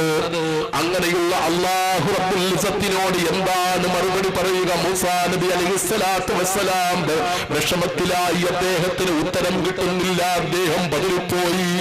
അല്ലാഹു റബ്ബുൽ ഇസ്സത്തിന്റെ മുമ്പിൽ നിന്നുകൊണ്ട് പൊട്ടിക്കരയുകയാണ്. കലീമുല്ലാഹി മൂസാ നബി അലൈഹിസ്സലാത്തു വസ്സലാം പൊട്ടിക്കരഞ്ഞുകൊണ്ട് പറയുന്നു, റബ്ബേ നിന്റെ ചോദ്യത്തിന്റെ ഉദ്ദേശം എന്താണെന്ന് എനിക്ക് മനസ്സിലാകുന്നില്ല, അതുകൊണ്ട് നിന്റെ ചോദ്യത്തിനുള്ള മറുപടിയും എന്റെ പക്കലില്ല എന്ന് മഹാനായ കലീമുല്ലാഹി മൂസാ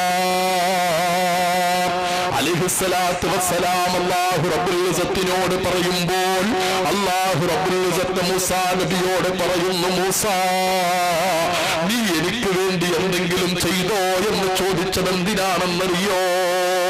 നീ ദിക്ർ ചൊല്ലുന്നത്, നീ തസ്ബീഹ് ചൊല്ലുന്നത്, നീ എന്റെ മുമ്പിൽ സാഷ്ടാംഗം ചെയ്യുന്നത് കത്തിക്കാളുന്ന നരകത്തിൽ നിന്ന് നിന്റെ ശരീരത്തെ രക്ഷിക്കാറല്ലേ മൂസാ?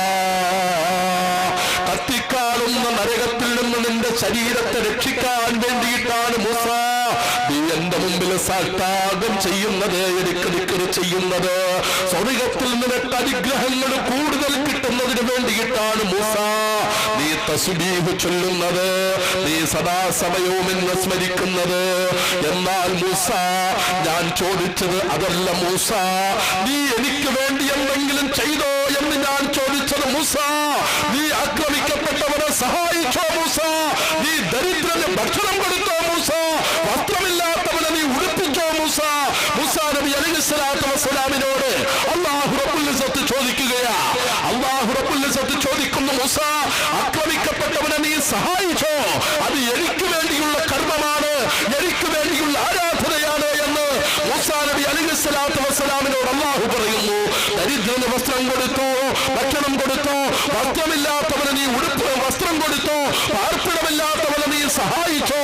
ഇതൊക്കെയാണ് എനിക്ക് വേണ്ടി ചെയ്യുന്ന സൽക്രമങ്ങളെന്ന് അല്ലാഹു റബ്ബുൽ ഇസ്സത്ത് മൂസാ നബിയോട് പറഞ്ഞെങ്കിൽ അല്ലാഹു റബ്ബുൽ ഇസ്സത്ത് കേവലം ഒരു മൂസാ നബിക്ക് കൊടുത്ത വാണിംഗല്ല, ഈ കാലഘട്ടത്തിൽ ജീവിച്ചുകൊണ്ടിരിക്കുന്ന ഈ 2011 ഏപ്രിൽ മാസം, മാർച്ച് മാസം, ഈ അവസാനിക്കാൻ പോകുന്ന ഈ ഘട്ടത്തിൽ ജീവിച്ചുകൊണ്ടിരിക്കുന്ന നമുക്കെല്ലാവർക്കുമുള്ള മുന്നറിയിപ്പാണ് എന്റെ പ്രിയമുള്ള സഹോദരന്മാരെ, സഹോദരിമാരെ. നാം നിസ്കരിച്ചത് കൊണ്ട് അള്ളാന്റെ ദീനിനോടുള്ള നമ്മളുടെ കടമ പൂർത്തിയാക്കപ്പെട്ടിട്ടില്ല, അള്ളാഹുവിനോടുള്ള കടമ പൂർത്തിയാക്കപ്പെട്ടിട്ടില്ല. നമ്മൾ നോമ്പ് പിടിച്ചത് കൊണ്ട് പൂർത്തിയാക്കപ്പെട്ടിട്ടില്ല, സകാത്ത് കൊടുത്തത് കൊണ്ട് പൂർത്തിയാക്കപ്പെട്ടിട്ടില്ല, ഹജ്ജ് ചെയ്തത് കൊണ്ട് പൂർത്തിയാക്കപ്പെട്ടിട്ടില്ല, സദാസമയവും ഖുർആൻ ഓതിക്കൊണ്ട് പൂർത്തിയാക്കപ്പെട്ടിട്ടില്ല, തസ്ബീഹ് ചൊല്ലിയത് കൊണ്ടും ദിക്ർ ചൊല്ലിയത് കൊണ്ടും സ്വലാത്തുകൾ വർദ്ധിപ്പിച്ചത് കൊണ്ടും അള്ളാഹുവിനോടുള്ള കടമ പൂർത്തിയാക്കപ്പെട്ടിട്ടില്ല. മറിച്ച് ആക്രമിക്കപ്പെടുന്നവരുണ്ടല്ലോ, ലോകത്തിന്റെ നാനാഭാഗത്ത് ആക്രമിക്കപ്പെട്ടുകൊണ്ടിരിക്കുന്ന നമ്മുടെ സഹോദരങ്ങളുണ്ടല്ലോ, അരുങ്കണ ചെയ്യപ്പെട്ടുകൊണ്ടിരിക്കുന്ന നമ്മുടെ സഹോദരങ്ങളുണ്ടല്ലോ, മാനം നഷ്ടപ്പെട്ടുകൊണ്ട് വിലപിച്ചുകൊണ്ടിരിക്കുന്ന നമ്മുടെ സഹോദരിമാരുണ്ടല്ലോ, തകർന്നു വീണുകൊണ്ടിരിക്കുന്ന അല്ലാഹുവിന്റെ പള്ളികളുണ്ടല്ലോ, വിറ്റുചീന്തപ്പെട്ടുകൊണ്ടിരിക്കുന്ന വിശുദ്ധ ഖുർആനുണ്ടല്ലോ, ഇതിനെതിരെ ശബ്ദിക്കുന്നവർ അവരാണ് അല്ലാഹുവിനോടുള്ള കടമ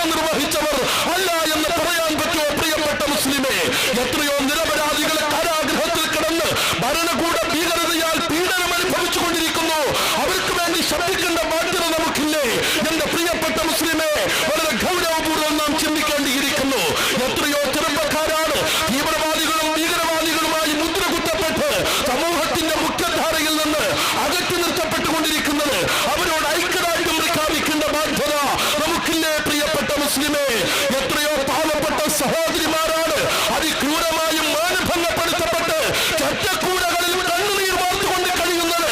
അവരോട് ഐക്യദാർഢ്യം പ്രഖ്യാപിക്കേണ്ട ബാധ്യത നമുക്കില്ലേ മുസ്ലിമേ? വളരെ ഗൗരവപൂർവ്വം ചിന്തിക്കുക. ഇതൊന്നും നമ്മെ സംബന്ധിച്ച് നമുക്ക് പ്രശ്നമല്ല. നമുക്ക് നമ്മുടെ സമ്പത്ത്, നമ്മുടെ കുടുംബം, നമ്മുടെ കൃഷി, നമ്മുടെ വാഹനം, നമ്മുടെ ഭാര്യ, നമ്മുടെ മക്കള്, ഇതൊക്കെ മതി എന്നുള്ള ആ ഒരു ധാരണയില്ല.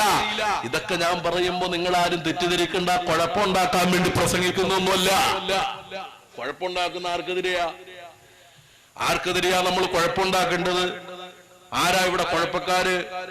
ഇതൊക്കെ പറയുമ്പോ പെട്ടെന്ന് കുറിതൊട്ട ഹിന്ദുവിനെയും അല്ലെങ്കിൽ കുരിശുമാല അണിഞ്ഞ ക്രിസ്ത്യാനിയെയൊന്നും മനസ്സിലേക്ക് ആരും കൊണ്ടുവരണ്ട.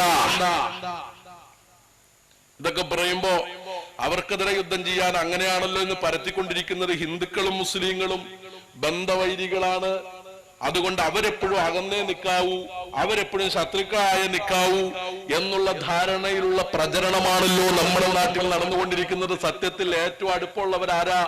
ഹിന്ദുക്കളും മുസ്ലിങ്ങളും തമ്മില അല്ല എന്ന് പറയാൻ പറ്റുമോ? ഏറ്റവും ഈ രാജ്യത്ത് ഏറ്റവും അടുപ്പമുള്ളവർ ഹിന്ദുക്കളും മുസ്ലിങ്ങളും തമ്മിലാണ്, അല്ല എന്ന് പറയാൻ പറ്റൂല.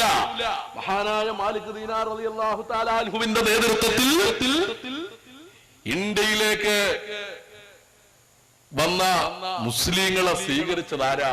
ഇവിടത്തെ ഹൈന്ദവ സഹോദരങ്ങളാണ്.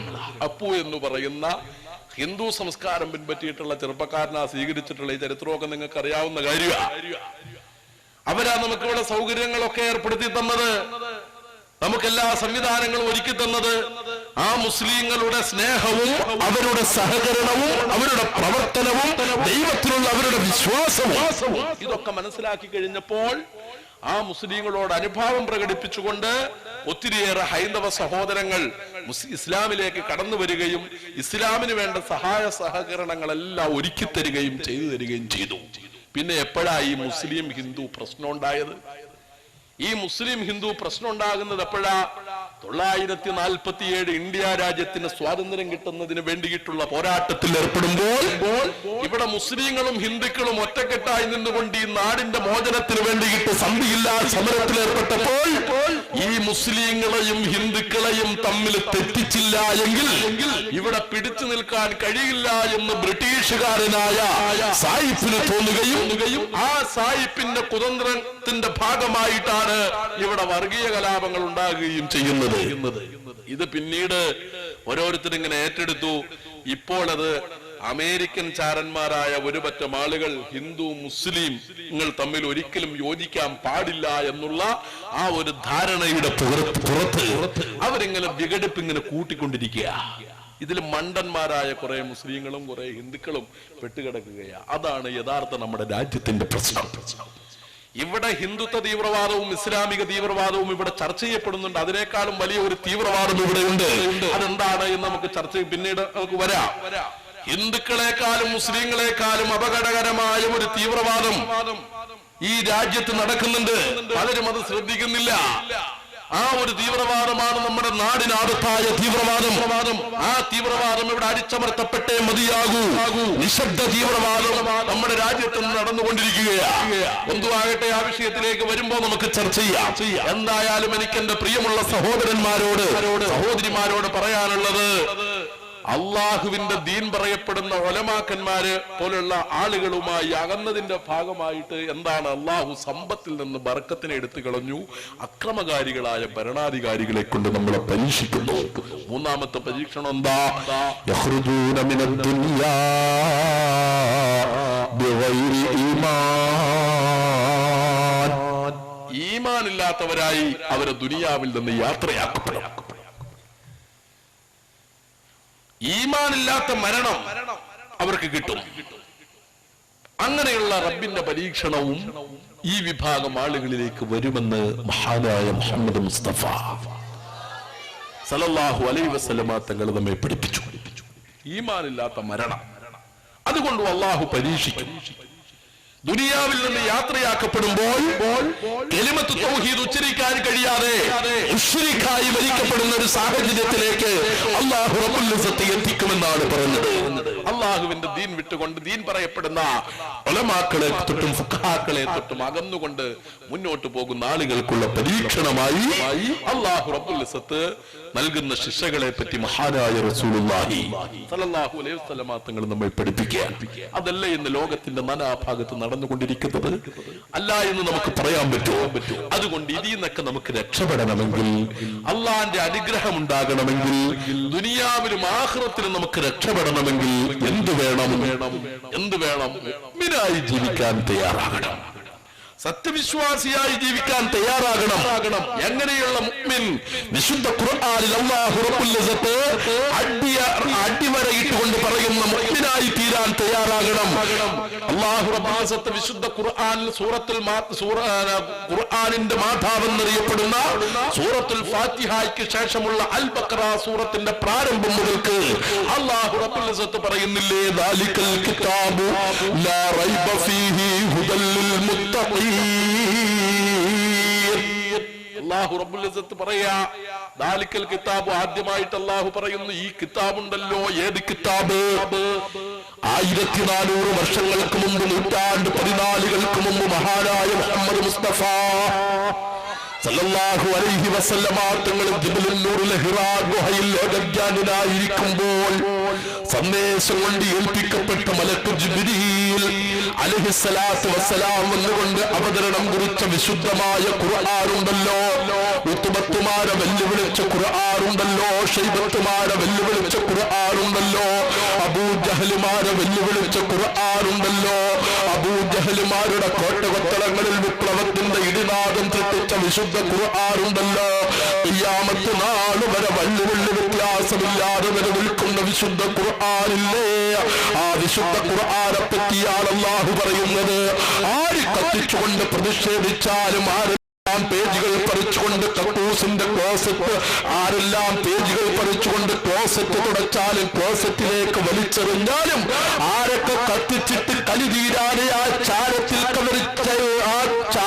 കയറി ചവിട്ടിരുന്നുകൊണ്ട് വിശുദ്ധ ഖുർആനിനെ ആക്ഷേപിച്ചുകൊണ്ട് സംസാരിച്ചാലും, ആരൊക്കെ തീവ്രവാദത്തിന് ആഹ്വാനം ചെയ്യുന്ന ഗ്രന്ഥമാണെന്ന് പറഞ്ഞാലും, ഭീകരവാദത്തിന് ആഹ്വാനം ചെയ്യുന്ന ഗ്രന്ഥമാണെന്ന് പറഞ്ഞാലും, മുഹമ്മദ് കൊണ്ടുവന്ന ഗ്രന്ഥമാണെന്ന് പറഞ്ഞാലും, ആരൊക്കെ ഇതിനെതിരെ മുറവിളി കൂട്ടിയാലും ഖിയാമത്ത് നാൾ വരെ വള്ളിപുള്ളി വ്യത്യാസമില്ലാതെ നിലനിൽക്കുന്ന വിശുദ്ധ ഖുർആനുണ്ടല്ലോ, ഉത്തുബത്തുമാരെ വെല്ലുവിളിച്ച ഖുർആൻ, ശൈബത്തുമാരെ വെല്ലുവിളിച്ച ഖുർആൻ, അബൂജഹലുമാരെ വെല്ലുവിളിച്ച വിശുദ്ധ ഖുർആനുണ്ടല്ലോ, ഈ കാലഘട്ടത്തിലെ അബൂജഹലുമാരെ വെല്ലുവിളിച്ചുകൊണ്ടിരിക്കുന്ന, ഈ കാലഘട്ടത്തിലെ ശൈബത്തുമാരെയും ഉത്തുബത്തുമാരെയും ഒക്കെ വെല്ലുവിളിച്ചുകൊണ്ട് നിൽക്കുന്ന വിശുദ്ധമായ ഖുർആനുണ്ടല്ലോ, ആ വിശുദ്ധ ഖുർആനെ പറ്റിയാണ് അല്ലാഹു പറയുന്നത്.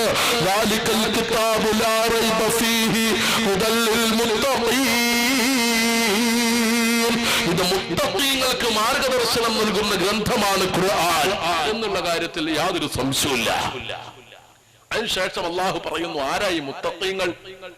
ഈ മുത്തഖീങ്ങൾ എന്ന് പറഞ്ഞല്ലോ, ആരായി മുത്തഖീങ്ങൾ? അല്ലദീന യുഅ്മിനൂന ബിൽ ഗൈബി വയുഖീമൂന സ്വലാത്ത വമിമ്മാ റസഖ്നാഹും യുൻഫിഖൂൻ. വിശുദ്ധ ഖുർആനിൽ അല്ലാഹു പറയാ, ആരായി മുഅ്മിനീങ്ങൾ എന്ന് പറഞ്ഞാൽ ആരാ? അല്ലദീന യുഅ്മിനൂന ബിൽ ഗൈബി, മറഞ്ഞ കാര്യം കൊണ്ട് വിശ്വസിക്കുന്നവരാ മുഅ്മിനീങ്ങൾ. എന്താ ഈ മറഞ്ഞ കാര്യം? അല്ലാഹു മറഞ്ഞ കാര്യമാണ്. അള്ളാഹുവിനെ നമ്മൾ ആരും കണ്ടിട്ടില്ല. കരുനാഗപ്പള്ളിക്കാരെങ്കിലും കണ്ടിട്ടുണ്ടോ എന്ന് എനിക്കറിയില്ല. നമ്മളാരും അള്ളാഹിനെ കണ്ടിട്ടില്ല. ഇല്ല. അള്ളാഹു എന്ന് പറഞ്ഞാൽ മറഞ്ഞ കാര്യമാണ്. അള്ളാഹുവിന് കോടാനുകോടി മലക്കുകൾ ഉണ്ടെന്ന് പറഞ്ഞു. പ്രകാശത്താൽ സൃഷ്ടിക്കപ്പെട്ടവരാണ്, പ്രകാശത്തിന്റെ വേഗതയുള്ളവരാണ് മലക്കുകൾ എന്ന് നമ്മൾ പറയുന്നു. ആ മലക്കുകളെ നമ്മളാരും കണ്ടിട്ടില്ല. കണ്ടിട്ടുണ്ടോ? ഇല്ല. സ്വർഗം കണ്ടിട്ടുണ്ടോ? ഇല്ല. സിറാത്ത് കണ്ടിട്ടുണ്ടോ? അർശ് കണ്ടിട്ടുണ്ടോ? ഇതൊന്നും നമ്മൾ കണ്ടിട്ടില്ല. കണ്ണിന് കാണാത്തത് വിശ്വസിക്കുന്നവരാണ് മുഅ്മിനീങ്ങൾ.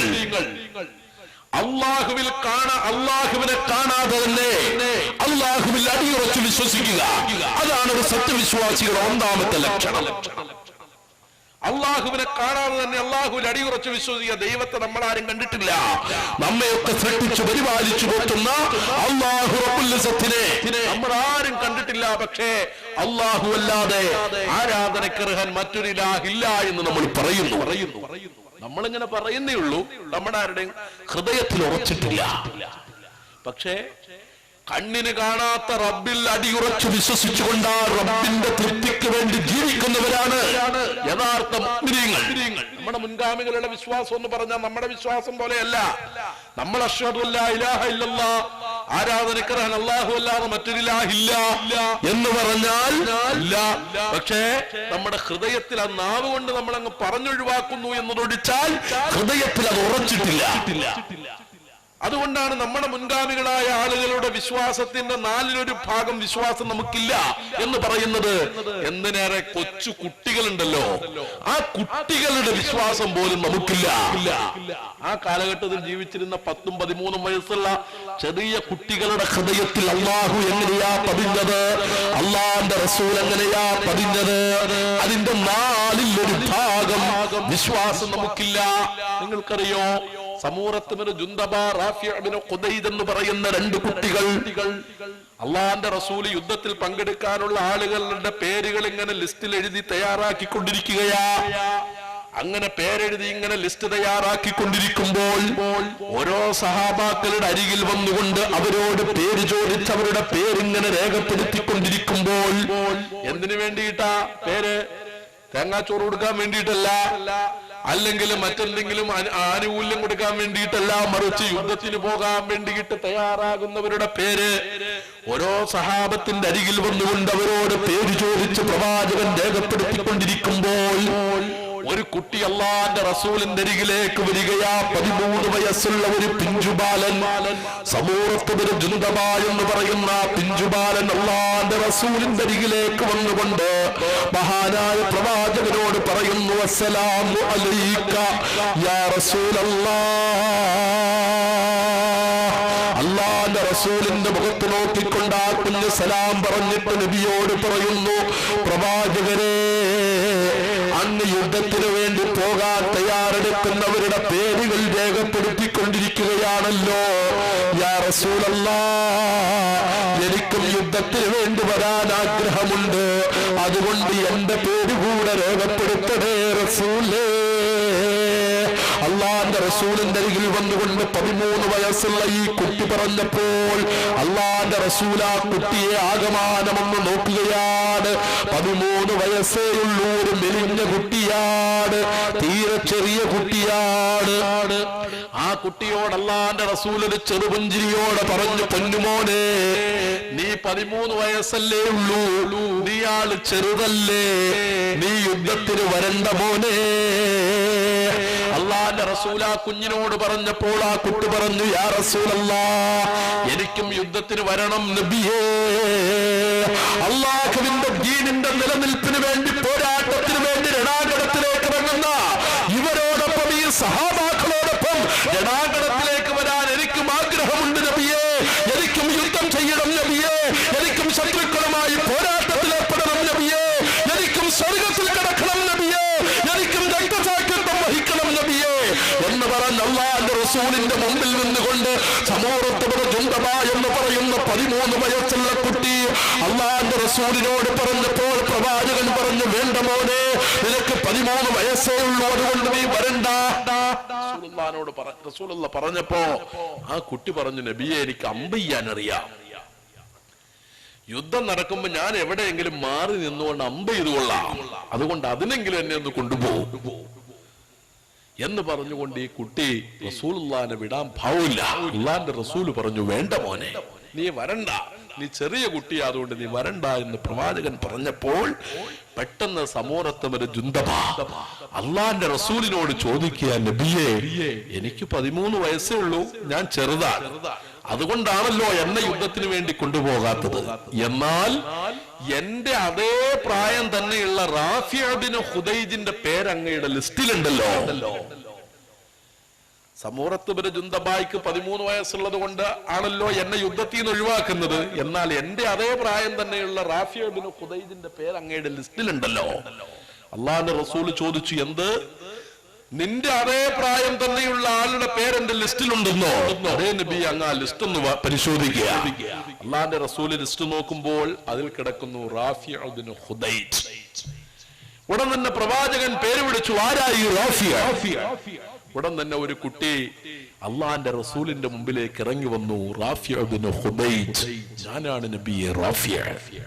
അള്ളാന്റെ റസൂൽ നോക്കി, ശരിയാ, ഇവനും 10-13 വയസ്സേ ഉള്ളൂ, നീ എങ്ങനെയാണ് എന്റെ ലിസ്റ്റിൽ കയറി പറ്റിയത്? അള്ളാന്റെ റസൂൽ ആ കുട്ടിയോട് ചോദിച്ചു, എങ്ങനെയാ നീ എന്റെ ലിസ്റ്റിൽ കയറി പറ്റിയത്? ആ കുട്ടി പറഞ്ഞു, യാ റസൂലല്ലാഹ്, അങ്ങ് ഓരോ സഹാബാക്കളുടെ അരികിൽ വന്നിട്ട് അവരോടിങ്ങനെ പേര് ചോദിച്ച് അള്ളാന്റെ റസൂൽ അവരുടെ പേരിങ്ങനെ എഴുതിക്കൊണ്ടിരിക്കുമ്പോൾ എന്റെ അരികിലേക്ക് വന്നപ്പോൾ ഞാൻ 2 സഹാബാക്കളുടെ ഇടയിലായി ഒരു ഉയർന്ന സ്ഥലത്ത് കയറി നിന്നിട്ട് എന്റെ പാദംകാലിൽ ഞാൻ ഉയർന്നു നിന്നു. പ്രവാചകരേ,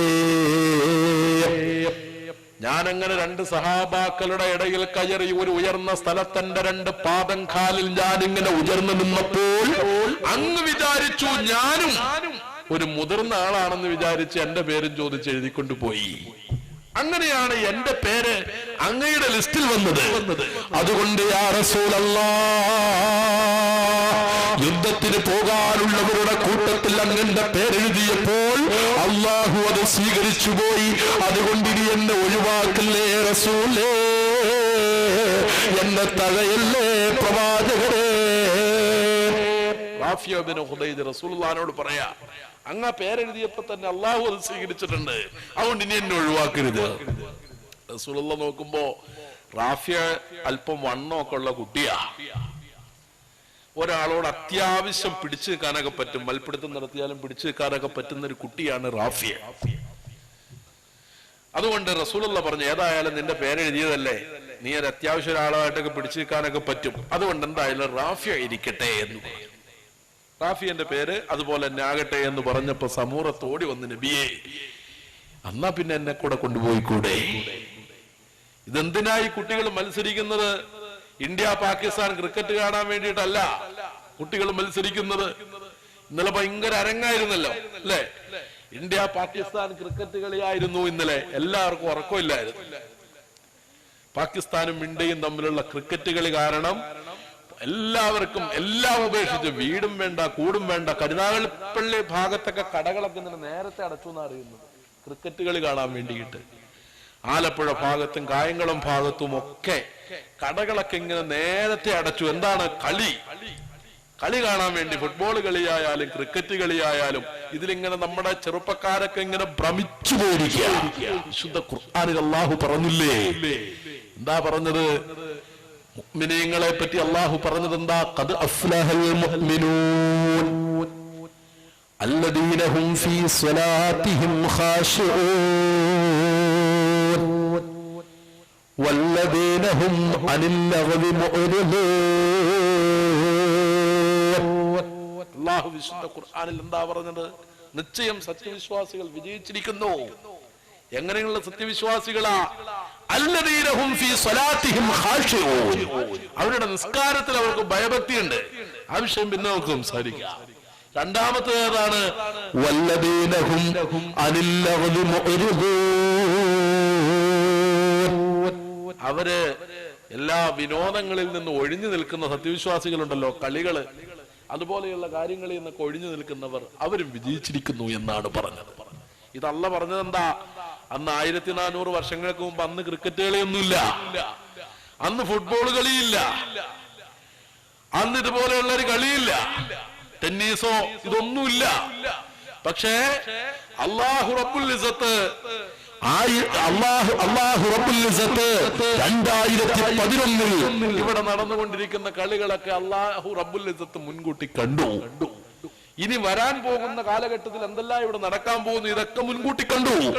അപ്പോ നിസ്കാരവും ഇല്ല, നോമ്പുമില്ല, ദീനുമില്ല, മറ്റു കർമ്മങ്ങളൊന്നുമില്ലാതെ ഈ ക്രിക്കറ്റ് എന്നും പറഞ്ഞൊരു തെങ്ങുമടക്കല എടുത്തുകൊണ്ട് ഇങ്ങനെ മൈതാനത്തോട് ഓടിപ്പാഞ്ഞിട്ട് നടന്നുകൊണ്ടിരിക്കുന്ന ഇന്നത്തെ യുവസമൂഹം, സ്വന്തം ആരോഗ്യവും ആയുസ്സും പാഴാക്കി കടന്നുകൊണ്ടിരിക്കുന്ന ആ യുവസമൂഹത്തെ അല്ലാഹു റബ്ബുൽ ഇസ്സത്ത് ആ യുവസമൂഹത്തിന് താക്കീതായിക്കൊണ്ടാണ് പടച്ചതമ്പുരാൻ പറഞ്ഞത്, വല്ലദീന ഹും പറഞ്ഞത്. അപ്പോ ഇന്ന് കളി എന്ന് പറഞ്ഞ ഭ്രാന്ത. അപ്പോ അതിനു വേണ്ടിയിട്ട് എന്ത് വേണമെങ്കിലും ചെയ്യും അല്ലേ? അതിനുവേണ്ടി എന്ത് വേണമെങ്കിലും ചെയ്യും. എത്ര പാടുപെട്ടും എത്ര ഉറക്കൊഴിഞ്ഞും എന്തൊക്കെ നഷ്ടം വരുത്തിയും എന്ന് കാണാൻ തയ്യാറാകും. അതാണ് കളിയോട് അത്ര ഭ്രമമാണ്. ക്രിക്കറ്റിനോടും ടെന്നീസിനോടും ഫുട്ബോളിനോടും വോളിബോളിനോടും ഒക്കെ ഭയങ്കര ഹരമാണ്. അതിനു വേണ്ടിയിട്ട് ജീവിതത്തിന്റെ എല്ലാ ഭാഗവും എല്ലാ മേഖലകളിൽ നിന്നും ഒഴിഞ്ഞു മാറി നിന്നുകൊണ്ട് ഇതിനു വേണ്ടിയിട്ട് മാത്രം സമയം പാഴാക്കി കളയും. ആ അവസ്ഥയാ ഇന്ന് കണ്ടുകൊണ്ടിരിക്കുന്നത്. അപ്പൊ ഇങ്ങനെ ക്രിക്കറ്റ് കളിക്ക് പാസ് കിട്ടാനോ ടെന്നീസ് കളിക്ക് പാസ് കിട്ടാനോ അതിനും വേണ്ടിയിട്ടൊന്നും അല്ല ഈ കുട്ടികൾ മത്സരിക്കുന്നത്. അള്ളാഹുവിന്റെ ദീനിന്റെ നിലനിൽപ്പിന് വേണ്ടിയിട്ടുള്ള പോരാട്ടം, ആ പോരാട്ടം നടത്തുന്നതിന് വേണ്ടിയിട്ട് ആ പോരാട്ടത്തിൽ മരണപ്പെട്ടാൽ അടിവാരത്തിലൂടെ അരുവിയൊഴുകുന്ന സുന്ദരമായ സ്വർഗത്തിൽ കിടക്കാനുള്ള അടങ്ങാത്ത അഭിനിവേശത്തിന്റെ ഭാഗമായിട്ടാണ് ഈ കുട്ടികൾ അള്ളാഹുവിന്റെ പ്രവാചകന്റെ മുമ്പിൽ നിന്നുകൊണ്ട് കെഞ്ചുന്നത്. യുദ്ധത്തിന് പോകാൻ, മരിക്കാൻ വേണ്ടിയിട്ട് പോകാൻ, ദീനിന് വേണ്ടിയിട്ട് മരിക്കാൻ വേണ്ടി തയ്യാറായിക്കൊണ്ടാണ് ഈ കുട്ടികൾ പ്രവാചകന്റെ മുമ്പിൽ നിന്നുകൊണ്ട് മത്സരിക്കുന്നത്. അങ്ങനെ സമൂഹത്തിന് ഒരു ദുന്ദബാ അള്ളാന്റെ റസൂലിനോട് പറഞ്ഞു, യാ റസൂലല്ലാഹ്, റാഫിഅബിനെ ഖുദൈജിനെ കൊണ്ടുപോകാമെങ്കിൽ എന്നെ കൂടെ കൊണ്ടുപോയിക്കൂടെ പ്രവാചകരെ? അള്ളാന്റെ റസൂല് പറഞ്ഞു, സമൂഹത്തെ നീ വരണ്ട. റാഫിഅ എന്ന് പറഞ്ഞാൽ പ്രായം നിന്റെ പ്രായമേ ഉള്ളൂ എങ്കിലും റാഫിഅ അത്യാവശ്യം ഒരാളോട് മൽപിടുത്തം നടത്തിയൊക്കെ പിടിച്ചു നിൽക്കാൻ കഴിയുന്ന ആളാണ്. അതുകൊണ്ട് റാഫിഅനോടൊപ്പം നീ വരണ്ട എന്ന് പറഞ്ഞപ്പോൾ സമൂഹത്ത് റസൂലുള്ളാഹിനോട് പറയുന്നു, നബിയേ, വണ്ണത്തിലാണോ ആരോഗ്യമിരിക്കുന്നത്? തടിയിലാണോ ആരോഗ്യം ഇരിക്കുന്നത് നബിയേ എന്ന് അല്ലാഹുവിന്റെ റസൂലിനോട് സമൂഹത്ത് പറയാ. എന്നിട്ട് സമൂഹത്ത് ഒരു ജുന്ദബ പ്രവാചകനോട് പറയുന്നു, യാ റസൂലല്ലാഹ്, റാഫിയുടെ തടിയുണ്ട്, എനിക്ക് വണ്ണമില്ല. അതുകൊണ്ട് റാഫിന്റെ മുമ്പിൽ എനിക്ക് പിടിച്ചേക്കാൻ പറ്റൂല. അതുകൊണ്ടാണല്ലോ എന്നെ കൊണ്ടുപോകാത്തത്. എന്നാൽ നബിയേ, ഞാനും റാഫിയും തമ്മിൽ ഒരു മൽപിടുത്തം നടത്തട്ടെ.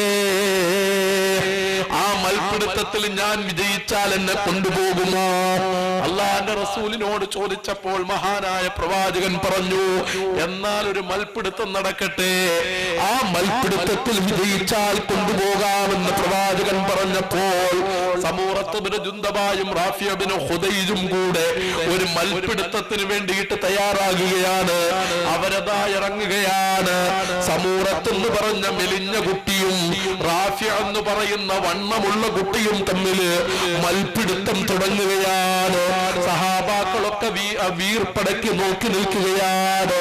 അതാ മൽപിടുത്തം മൂർച്ഛിച്ചപ്പോൾ റാഫിഅ എന്ന് പറയുന്ന വണ്ണമുള്ള കുട്ടി സമൂഹത്തിന് ജുന്ദബ എന്ന് പറയുന്ന ചെറിയ കുട്ടിയെ പരാജയപ്പെടുത്തുമെന്ന ഘട്ടം വന്നപ്പോൾ സമൂഹത്തിന് ജുന്ദബ എന്ന് പറയുന്ന മെലിഞ്ഞ കുട്ടി റാഫിഅന്റെ ചെവിയിലേക്ക് തന്റെ ചുണ്ട് ചേർത്ത് വെച്ചിട്ട് ഉറച്ച വിളിയെന്ന് വിളിക്കുകയാണ്, റാഫിഅേ. മൽപിടുത്തത്തിന്റെ ഇടയില് സമൂഹത്തിന് ജുന്ദബ എന്ന് പറയുന്ന മെലിഞ്ഞ കുട്ടി റാഫിഅന്റെ ചെവിയിലേക്ക് തന്റെ ചുണ്ട് ചേർത്ത് വെച്ചിട്ട് വിളിയ, എടാ റാഫിഅേ. അപ്രതീക്ഷിതമായ വിളി കേട്ട് റാഫിഅ അമ്പരന്നു പോയി. റാഫിഅന്റെ പിടുത്തമൊന്ന് അയഞ്ഞു. റാഫിഅ ചോദ്യഭാവത്തോടെ സമൂഹത്തിന്റെ മുഖത്ത് നോക്കിയപ്പോൾ സമൂഹത്ത് റാഫിഅന്റെ മുഖത്ത് നോക്കിക്കൊണ്ട് പറയുന്നു, എടാ റാഫിഅേ, എനിക്കൊന്ന് തോറ്റു തരുമോടാ, എനിക്കൊന്ന് തോറ്റു തരുമോടാ, നീ എനിക്കൊന്ന് തോറ്റു തന്നാൽ അല്ലാഹുവിന്റെ റസൂൽ എന്നെയും യുദ്ധത്തിന് കൊണ്ടുപോകുമെടാ, എനിക്കും രണാങ്കണത്തിലേക്ക് വരാൻ പറ്റുമെടാ, എനിക്കും സഹാബാക്കളോടൊപ്പം പോരാട്ടത്തിൽ ഏർപ്പെടാൻ കഴിയുമോ, എനിക്കും യുദ്ധം ചെയ്യാൻ കഴിയുമെടാ. ദീനിനെതിരെ പോരാട്ടത്തിന് വേണ്ടിയിട്ട് വരുന്ന കുഫാറുകളോട് പടവെട്ടാൻ അടങ്ങാത്ത മോഹമുണ്ടടാ, അടങ്ങാത്ത ദാഹമുണ്ടടാ, സ്വർഗത്തിൽ പോകാൻ മോഹമുണ്ടടാ, രക്തസാക്ഷിത്വം വഹിക്കാൻ ദാഹമുണ്ടടാ. അത് ദീനിന് വേണ്ടി പടപൊരുതിയിട്ട് സ്വർഗത്തിൽ പോകാൻ അടങ്ങാത്ത മോഹമാണടാ. അതുകൊണ്ട് എനിക്കൊന്ന് തോറ്റു തരുമോടാ.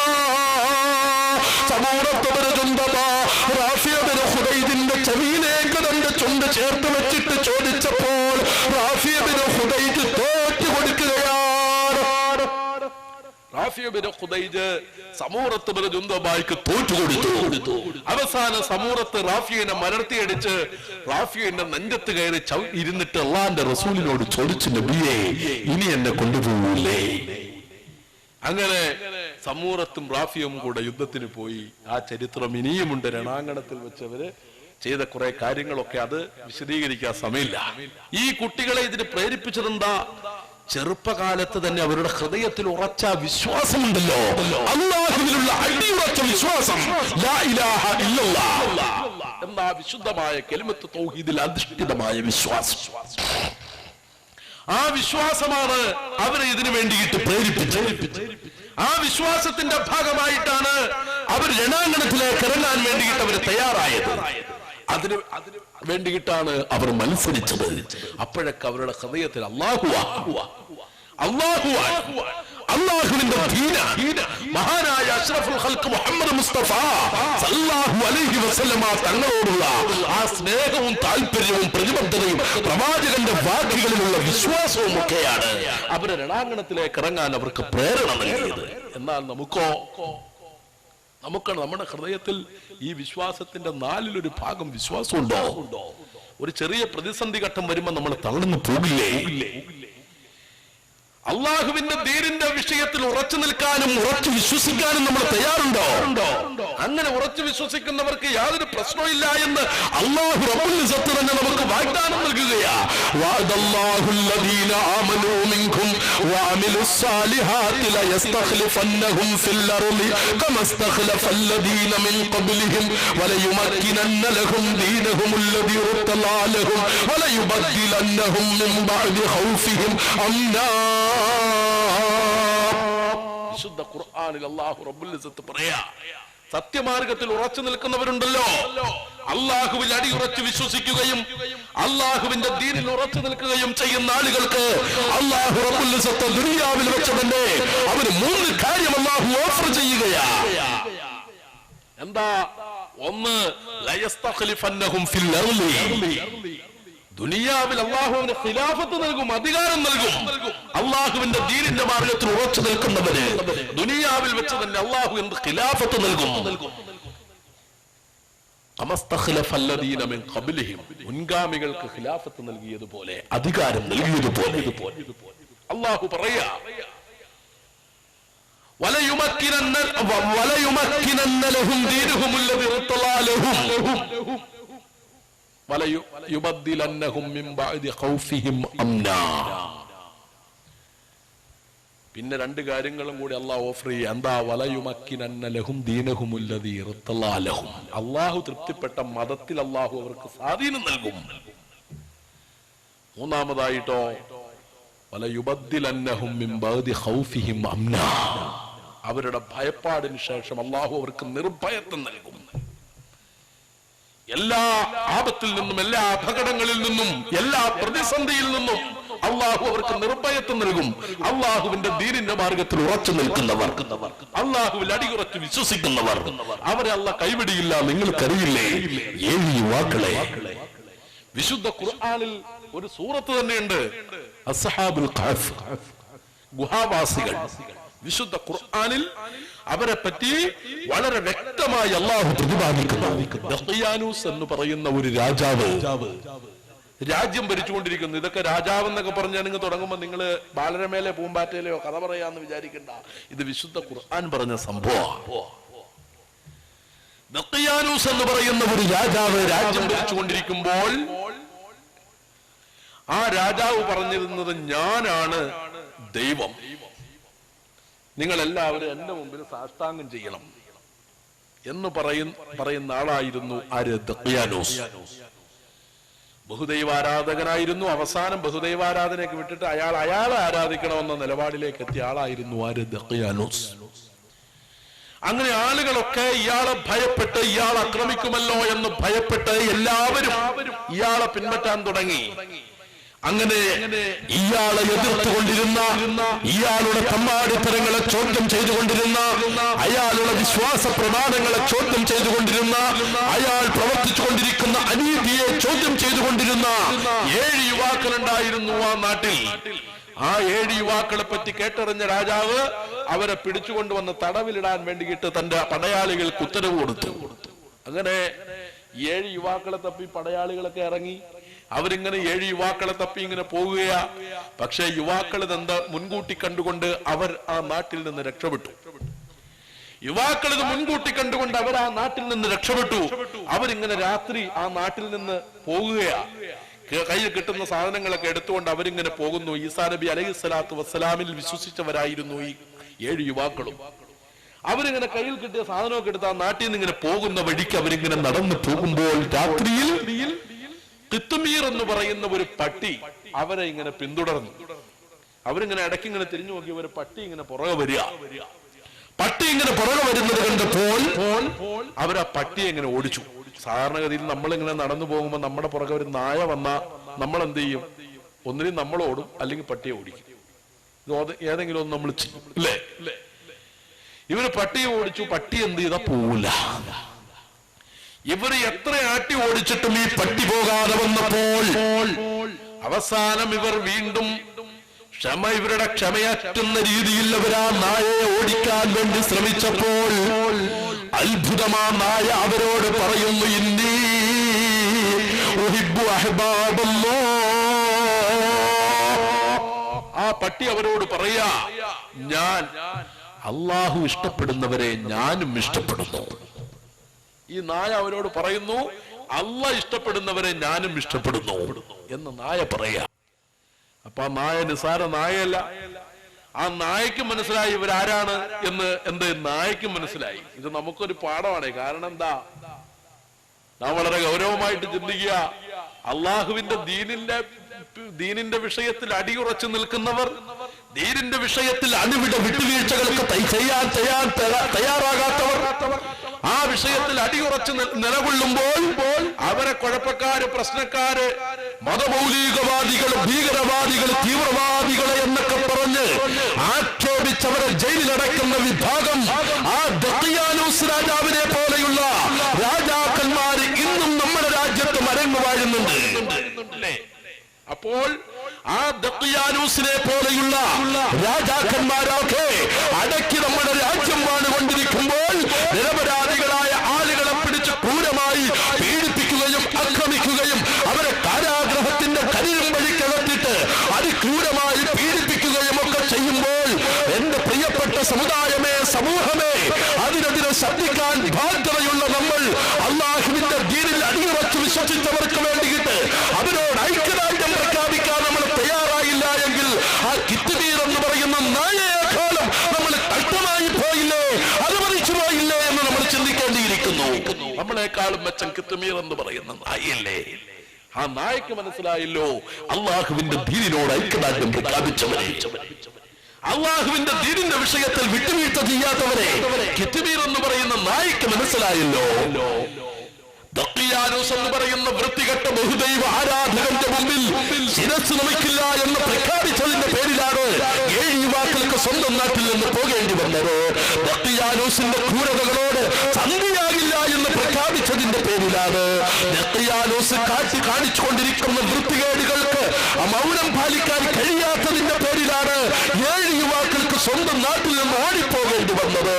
അപ്പോൾ അവർ ഓടിപ്പോയപ്പോൾ അവിടുത്തെ ആ ദഖിയാനൂസിന്റെ അനുയായികളൊക്കെ നിസ്സംഗതയോടെ അവർ മൗനം പാലിച്ചപ്പോൾ ആ ദഖിയാനൂസിന്റെ ക്രൂരതകളിൽ നിന്ന്, അയാളുടെ തടവറയിൽ നിന്ന് രക്ഷപ്പെടാൻ വേണ്ടിയിട്ട് ഓടിയ ആ 7 യുവാക്കളോട് ഐക്യദാർഢ്യം പ്രഖ്യാപിക്കാൻ തയ്യാറായത് ഒരു നായയായിരുന്നല്ലോ. ആ നായ ആ യുവാക്കളോട് എന്താ പറഞ്ഞത്? ഇന്നി ഉഹിബ്ബു അഹ്ബാബല്ലാഹ്. അല്ലാഹു ഇഷ്ടപ്പെടുന്നവരെ ഞാനും ഇഷ്ടപ്പെടുന്നു കേട്ടോ എന്ന് പറഞ്ഞുകൊണ്ടാണ് ആ നായ ഈ 7 യുവാക്കളുടെ പിന്നാലെ പോയത്. ആ ഒരു വിവേകമെങ്കിലും നമ്മൾ കാണിക്കണമെന്നാ ഞാൻ പറയുന്നത്. നമ്മൾ കുഴപ്പമുണ്ടാക്കാനല്ല പറയുന്നത്, പ്രശ്നം ഉണ്ടാക്കാനും അല്ല പറയുന്നത്. അങ്ങനെ ആരും ധരിക്കാൻ വേണ്ട. അങ്ങനെ ഒരു സൂചന പോലുമില്ല.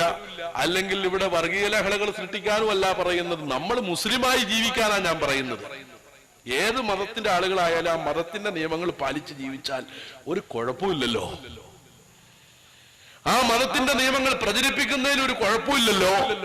ആ മതത്തിന്റെ നിയമങ്ങൾ പാലിച്ച് മുന്നോട്ട് പോകാൻ ആയാലാണ് ഇവിടെ ശാന്തിയും സമാധാനവും നിലനിൽക്കുകയുള്ളൂ.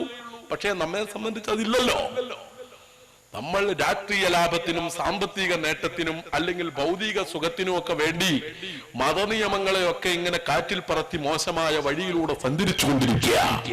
അങ്ങനെ വരുമ്പോൾ അക്രമകാരികളായ ആളുകൾക്ക് നമ്മളെ ഒറ്റപ്പെടുത്താനും കുറ്റപ്പെടുത്താനും തകർക്കാനും തരിപ്പണമാക്കാനും അവർക്ക് കഴിയും. അതിന്റെ ബലിയാടുകളായി നമ്മൾ ഇന്ന് ലോകത്തിന്റെ നാനാഭാഗത്ത് മാറിക്കൊണ്ടിരിക്കുക. അതിനെപ്പറ്റി ഒരു സൂചന നൽകാൻ വേണ്ടിയിട്ടാണ് ഞാൻ പറഞ്ഞത്. അങ്ങനെ എന്തായാലും കിത്മീർ എന്ന് പറയുന്ന നായ ഉണ്ടല്ലോ, ആ നായ ഇവരുടെ കൂടെ കൂടി. അങ്ങനെ ഇവരങ്ങ് പോവുക. അങ്ങനെ ഇവരങ്ങ് പോയി അവരവിടെ ചെന്നു. ഒരു ഗുഹയുടെ മുമ്പിൽ ചെന്നു. അവർക്ക് വളരെ ഉറക്കം, ക്ഷീണമുണ്ട്, വല്ലാത്ത വിശപ്പുണ്ട്. അങ്ങനെ ആ ക്ഷീണവും വിശപ്പും ഒക്കെ കൊണ്ട് അവർ ആ ഗുഹ കണ്ടു കഴിഞ്ഞപ്പോ അവര് തീരുമാനിച്ചു, നമുക്ക് ഈ ഗുഹയ്ക്കകത്ത് കയറി ഇവിടെ താമസിക്കാം, പെട്ടെന്നൊന്നും പടയാളികളുടെ ശ്രദ്ധയിൽ പെടില്ല എന്ന് പറഞ്ഞുകൊണ്ട് അവർ ആ ഗുഹയ്ക്കകത്തേക്ക് കയറാൻ പോവാ. റബ്ബിനോട് ചോദിച്ചുകൊണ്ട്, ഇത്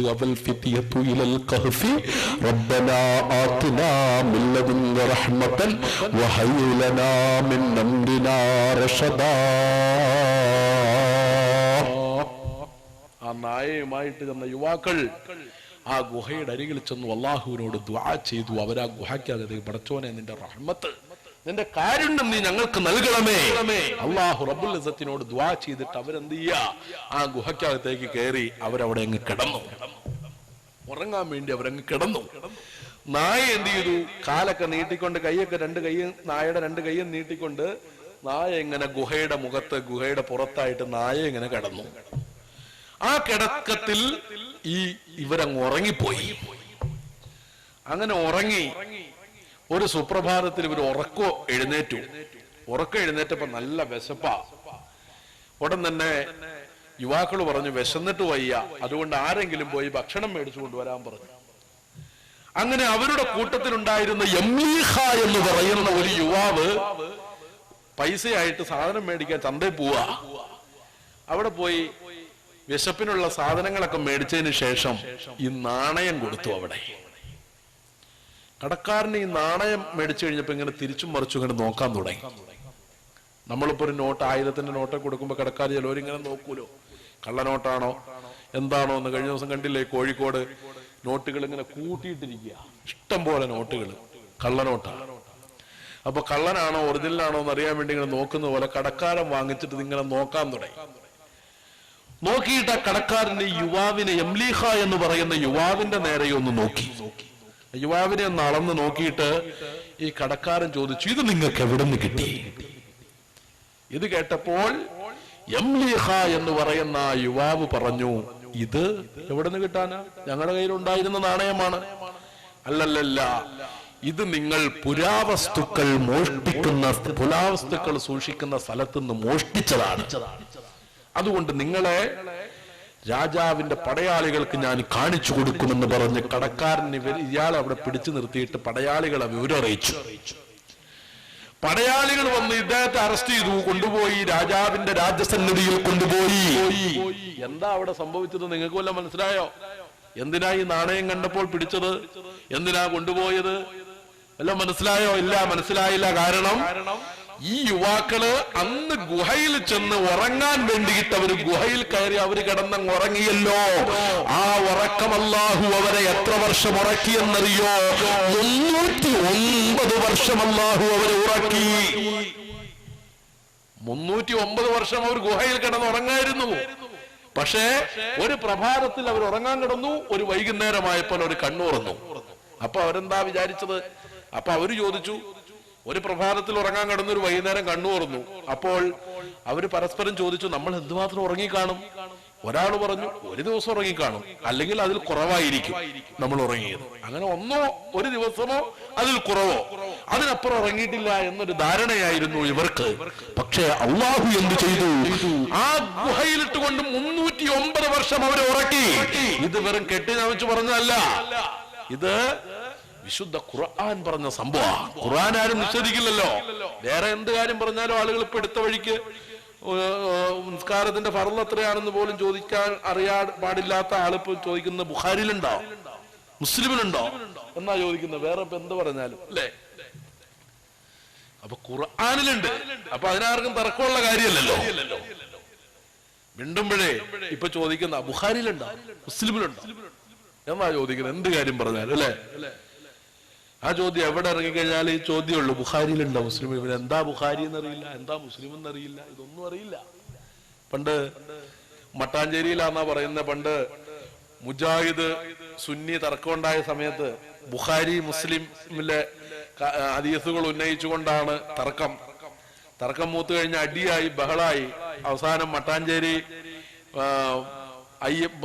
സബ് ഇൻസ്പെക്ടർ ആയിരുന്ന അയ്യപ്പൻ എന്ന് പറയുന്ന ആള് അവിടെ ഒരു വണ്ടി പോലീസുമായിട്ട് അവിടെ വന്നിറങ്ങി കഴിഞ്ഞു. ഒരു കാക്കനെ കയ്യെ പിടുത്തം കിട്ടി, കയ്യെ പിടിച്ചു. എന്താണ് അവിടെ പ്രശ്നം എന്ന് ചോദിച്ചു. സാറേ അത് ബുഖാരി മുസ്ലിമാണ് പ്രശ്നം എന്ന് പറഞ്ഞു. അപ്പൊ പറഞ്ഞു ആരാ ബുഖാരി പിടിച്ചു കയറാണ് വണ്ടിയിലേക്ക്. അയ്യപ്പൻ പറഞ്ഞ പോലെ എന്താണ് ബുഖാരി എന്താണ് മുസ്ലിം ഇതൊന്നും ഒരു ധാരണയില്ല. മിണ്ടുമ്പോ ചോദിക്കും ഇതാണ് ബുഖാരിയിലുണ്ടോ മുസ്ലിമിലുണ്ടോ എന്ന് ചോദിക്കും. ബുഖാരി മുസ്ലിം പോട്ടെ, അർബഈൻ ഹദീസിലെ ലഈഫായ ഹദീസ് പോലും വായിച്ചിട്ടുണ്ടാവൂല അവര്. അല്ലെങ്കിൽ അതിന്റെ അറബി വാക്ക്, അറബി ഹദീസിന്റെ ഒരു ഹദീസ് അറബിയിൽ പറയാൻ അവർക്ക് ഈ ചോദിക്കുന്ന ആളുകൾക്ക് അറിയാൻ പാടില്ല. മലയാള പരിഭാഷ ഇഷ്ടം പോലെ ഇറങ്ങിയിട്ടുണ്ടല്ലോ, ഇഷ്ടം പോലെ പല ഹദീസും ഖുർആനും അതുപോലെ ഇപ്പൊ ബുഖാരിയുടെ വരെ മലയാള പരിഭാഷ ഇറങ്ങിയിട്ടുണ്ട്. അത് വായിച്ചാർക്ക ഒറ്റ വാക്കിലുള്ള അർത്ഥം മനസ്സിലാക്കിയിട്ട് അത് കാണാതെ പിടിച്ചിട്ടിറങ്ങും. ബുഖാരിയിലുണ്ടോ മുസ്ലിമിലുണ്ടോ എന്ന് ചോദിച്ചുകൊണ്ട്. അപ്പൊ എന്തായാലും അതൊന്നും അല്ല നമ്മുടെ വിഷയം. ഇത് വിശുദ്ധ ഖുർആൻ പറയുന്ന സംഭവമാണ്. 309 വർഷം അല്ലാഹു റബ്ബുൽ ഇസ്സത്ത് അവരെ ഉറക്കി. 309 വർഷത്തിന് ശേഷം കണ്ണുറന്നത്. അങ്ങനെ ആ പൈസ അന്നേരം അവർക്ക് വിശപ്പനുഭവപ്പെട്ടു. ഭക്ഷണം മേടിക്കാൻ വേണ്ടിയിട്ട് മാർക്കറ്റിലേക്ക് ചെന്നു. 309 വർഷം മുമ്പുള്ള നാണയ കൊടുക്കുന്നത്. അതാണ് കച്ചവടക്കാരൻ ഇങ്ങനെ സൂക്ഷിച്ചു നോക്കിയത്. പുരാവസ്തു സ്ഥലത്ത് നിന്ന് മോഷ്ടിച്ചതാ എന്ന് പറഞ്ഞ് കച്ചവടക്കാരൻ പടയാളികൾ വിവരറിയിച്ചു. പടയാളികൾ വന്നു, ഇവരെ അറസ്റ്റ് ചെയ്തു, രാജാവിന്റെ അടുത്ത് കൊണ്ടുപോയി. പക്ഷേ ആ കാലഘട്ടത്തിലെ രാജാവ് ഈസാ നബി അലൈഹിസ്സലാത്തു വസ്സലാമിൽ വിശ്വസിക്കുന്ന ആളായിരുന്നു. അയാളുടെ പേര് ബൈദുറൂസ് എന്ന് പറയുന്ന രാജാവായിരുന്നു അപ്പോൾ അവിടെ രാജ്യം ഭരിച്ചുകൊണ്ടിരുന്നത്. അദ്ദേഹം മഹാനായ റൂഹുല്ലാഹി ഈസാ നബി അലൈഹിസ്സലാത്തു വസ്സലാമിൽ വിശ്വസിക്കുന്ന ആളായിരുന്നു.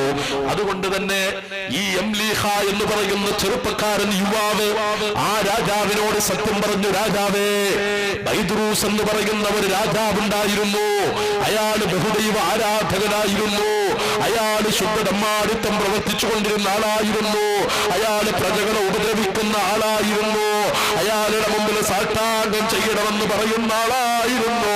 അയാൾ ആളുകളെ പീഡിപ്പിക്കുന്ന ആളായിരുന്നു. എല്ലാ അർത്ഥത്തിലും അയാൾ നിഷേധിയായിരുന്നു. ഞങ്ങൾ അയാളെ എതിർത്തു രാജാവേ. അയാളുടെ തോന്യാസങ്ങൾ ഞങ്ങൾ ചോദ്യം ചെയ്തു കേട്ടോ. അയാൾക്കെതിരെ ഞങ്ങൾ ശബ്ദമുയർത്തി കേട്ടോ. അപ്പോൾ ഞങ്ങളെ തടവിലാക്കാൻ അയാൾ തീരുമാനിച്ചു. അപ്പോൾ അയാളുടെ കുതന്ത്രങ്ങളിൽ നിന്ന് രക്ഷപ്പെടാൻ വേണ്ടിയിട്ട് ഒരർദ്ധരാത്രിയിൽ ഞങ്ങൾ നാട്ടിൽ നിന്ന് രക്ഷപ്പെട്ടു. ഞങ്ങളോടൊപ്പം കിത്മീർ എന്ന് പേരുള്ള ഒരു നായയും ഉണ്ടായിരുന്നു. ഞങ്ങൾ അങ്ങനെ ഒരു ഗുഹയിൽ അഭയം പ്രാപിച്ചു. ആ ഗുഹയിൽ ഞങ്ങൾ ഉറങ്ങാൻ കിടന്നതാ. പിന്നീടുള്ള സംഭവങ്ങളൊന്നും ഞങ്ങൾക്കറിയില്ല കേട്ടോ.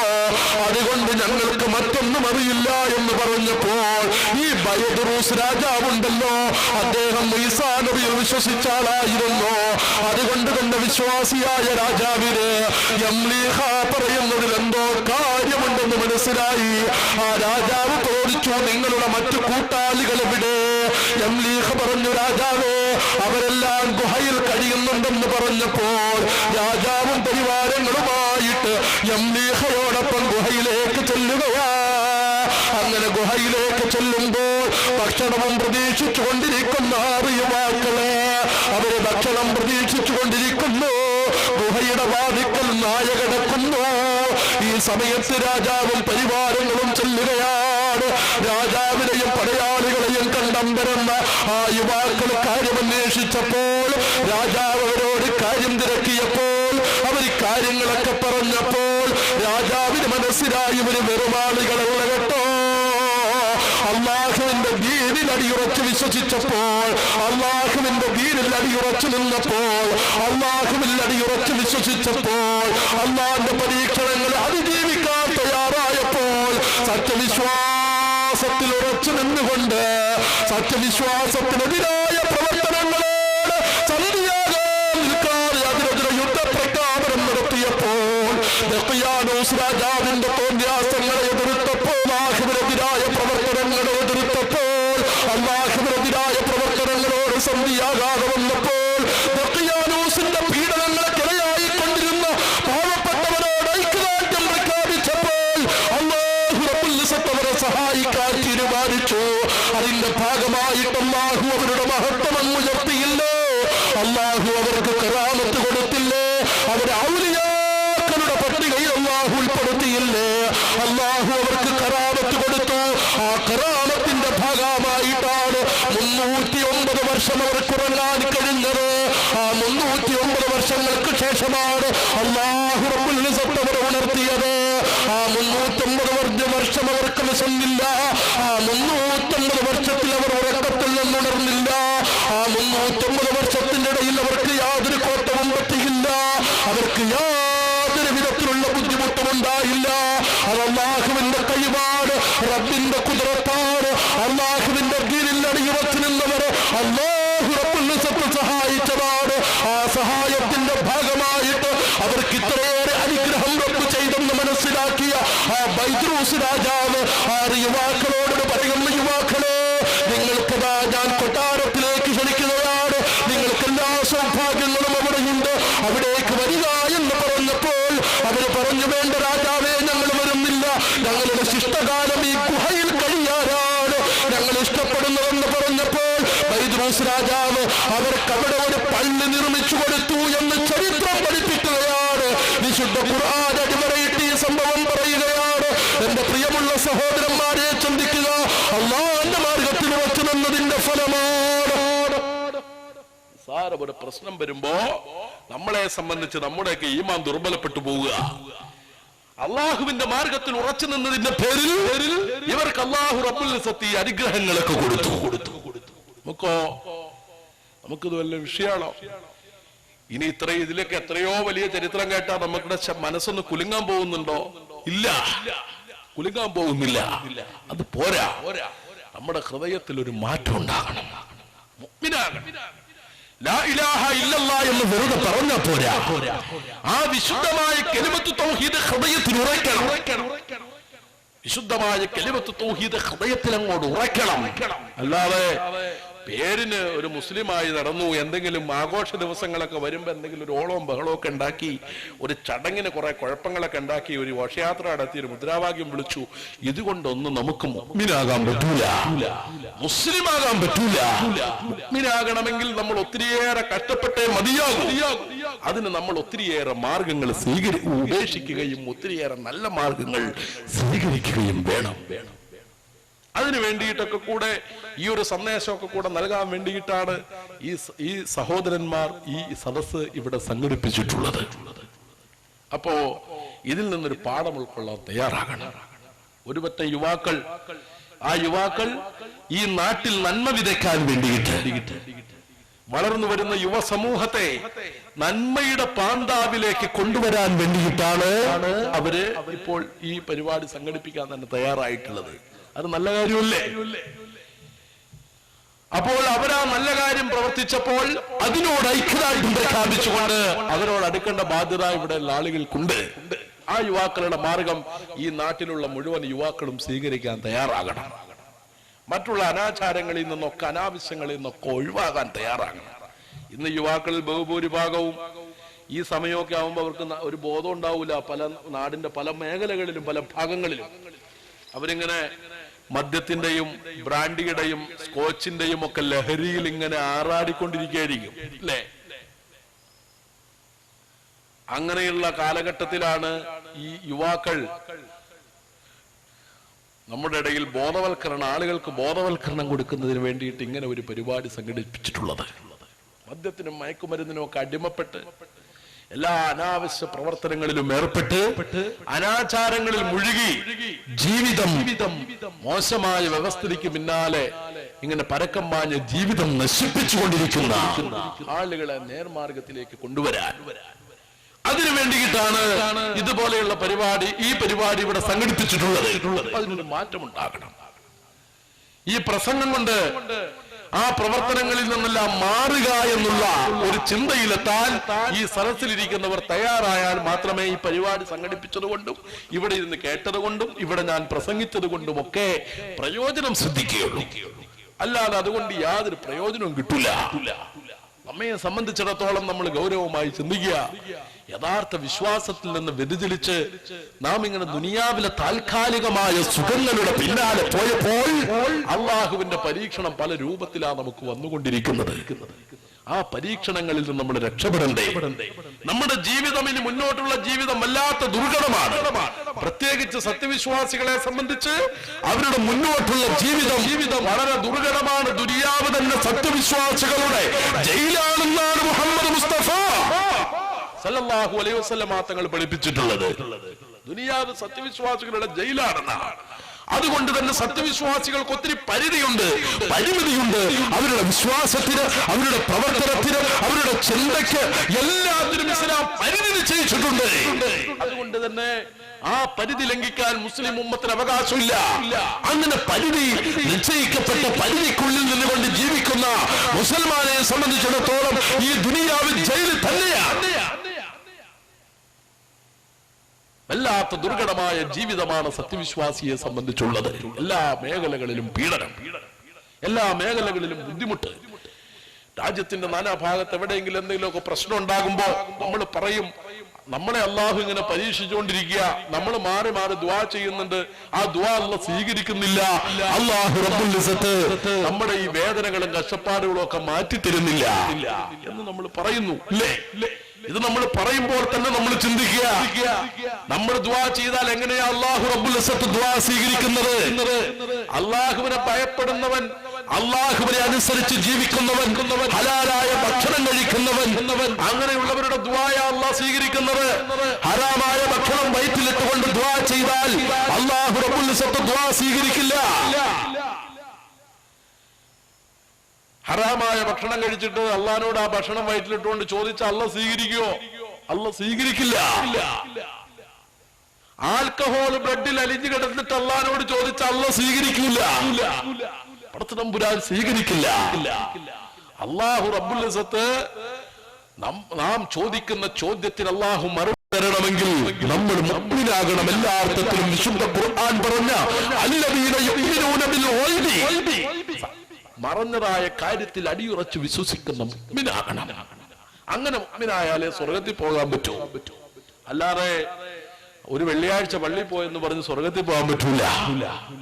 അല്ലെങ്കിൽ റമളാൻ മാസം വരുമ്പോ മാത്രം പള്ളിയിൽ പോയെന്ന് പറഞ്ഞ് സ്വർഗത്തിൽ പോകാൻ പറ്റൂല. അല്ലെ പേരിന് ആൾക്കാരെ കാണിക്കാൻ വേണ്ടിയിട്ട് കുറച്ച് 27-ാം രാവിന് കുറെ റേഷൻ കടയിലെ പഴംതുണി എടുത്ത് വിതരണം ചെയ്തു എന്ന് പറഞ്ഞുകൊണ്ട് ആരും സ്വർഗത്തിൽ പോകില്ല. സ്വർഗത്തിൽ പോകണമെങ്കിൽ നബിചര്യ പിൻപറ്റണം. അള്ളാന്റെ റസൂല് പറഞ്ഞില്ലേ? അള്ളാന്റെ റസൂൽ എന്താ പറഞ്ഞത്? എന്റെ സമുദായം മുഴുവൻ സ്വർഗത്തിലാണെന്ന് മുഹമ്മദ് മുസ്തഫ. എല്ലാവർക്കും സന്തോഷായി. കാരണം എന്താ? എന്റെ സമുദായം മുഴുവൻ സ്വർഗത്തിലാണെന്നല്ലേ നബി പറഞ്ഞേക്കുന്നത്. അപ്പൊ എല്ലാരും എന്തൊരു ചിരി, എല്ലാവർക്കും സന്തോഷമായി, ഉറക്ക സലാത്തും ചൊല്ലി. എന്താ? എല്ലാരും സ്വർഗത്തിലാ. പക്ഷെ അള്ളാന്റെ റസൂൽ അതിനോട് ചേർത്ത് പറഞ്ഞു, ഇല്ലാ മൻ അബാ,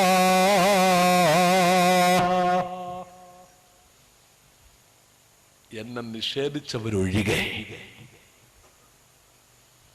നിഷേധിച്ചവർ ഒഴികെ. അള്ളാന്റെ റസൂൽ പറഞ്ഞു, നിഷേധിച്ചവർ ഒഴികെ എല്ലാവരും സ്വർഗത്തിലാ. ആരായി നിഷേധിച്ചവർ? അള്ളാന്റെ റസൂലിനെ നിഷേധിച്ചവരാരാ? ജോസഫാണോ? C V ചെറിയാനാ? സാമുവല്ല? ഇവരൊന്നുമല്ല. ഇവരൊക്കെ പുറത്തു നിന്ന് നിഷേധിച്ചവരാ. അകത്തു നിന്നുകൊണ്ട് നിഷേധിച്ച ആളുകളുണ്ട്. ഇല്ലേ? ഇതൊക്കെ പുറത്തു നിന്ന് മുസ്ലിങ്ങളെ സംബന്ധിച്ചും ഏതെങ്കിലും മതത്തിന്റെ ഏതെങ്കിലും മതവിശ്വാസികളുടെ ദൈവങ്ങളെയോ അവരുടെ ആചാര്യന്മാരെയോ നിന്ദിക്കാൻ ഇസ്ലാം കൽപ്പിക്കുന്നുണ്ടോ? ഇസ്ലാം കൽപ്പിക്കുന്നില്ല. മുസ്ലിങ്ങൾ ആരെങ്കിലും ഇത്രയും നാളുകളായി മുസ്ലിങ്ങൾ ഏതെങ്കിലും ഇസ്ലാമിക പണ്ഡിതന്മാരോ ഏതെങ്കിലും മുസ്ലിം നേതാക്കളോ ഏതെങ്കിലും മുസ്ലിം സംഘടനകളോ ഭഗവാൻ കൃഷ്ണനെ കുറ്റം പറയുകയോ അധിക്ഷേപിക്കുകയോ ചെയ്തതായിട്ട് ഇവിടെ ആർക്കെങ്കിലും തെളിയിക്കാൻ പറ്റുമോ, കൊണ്ടുവരാൻ പറ്റുമോ? അങ്ങനെ ഒരു സംഭവം ഇവിടെ ഉണ്ടായിട്ടുണ്ടോ?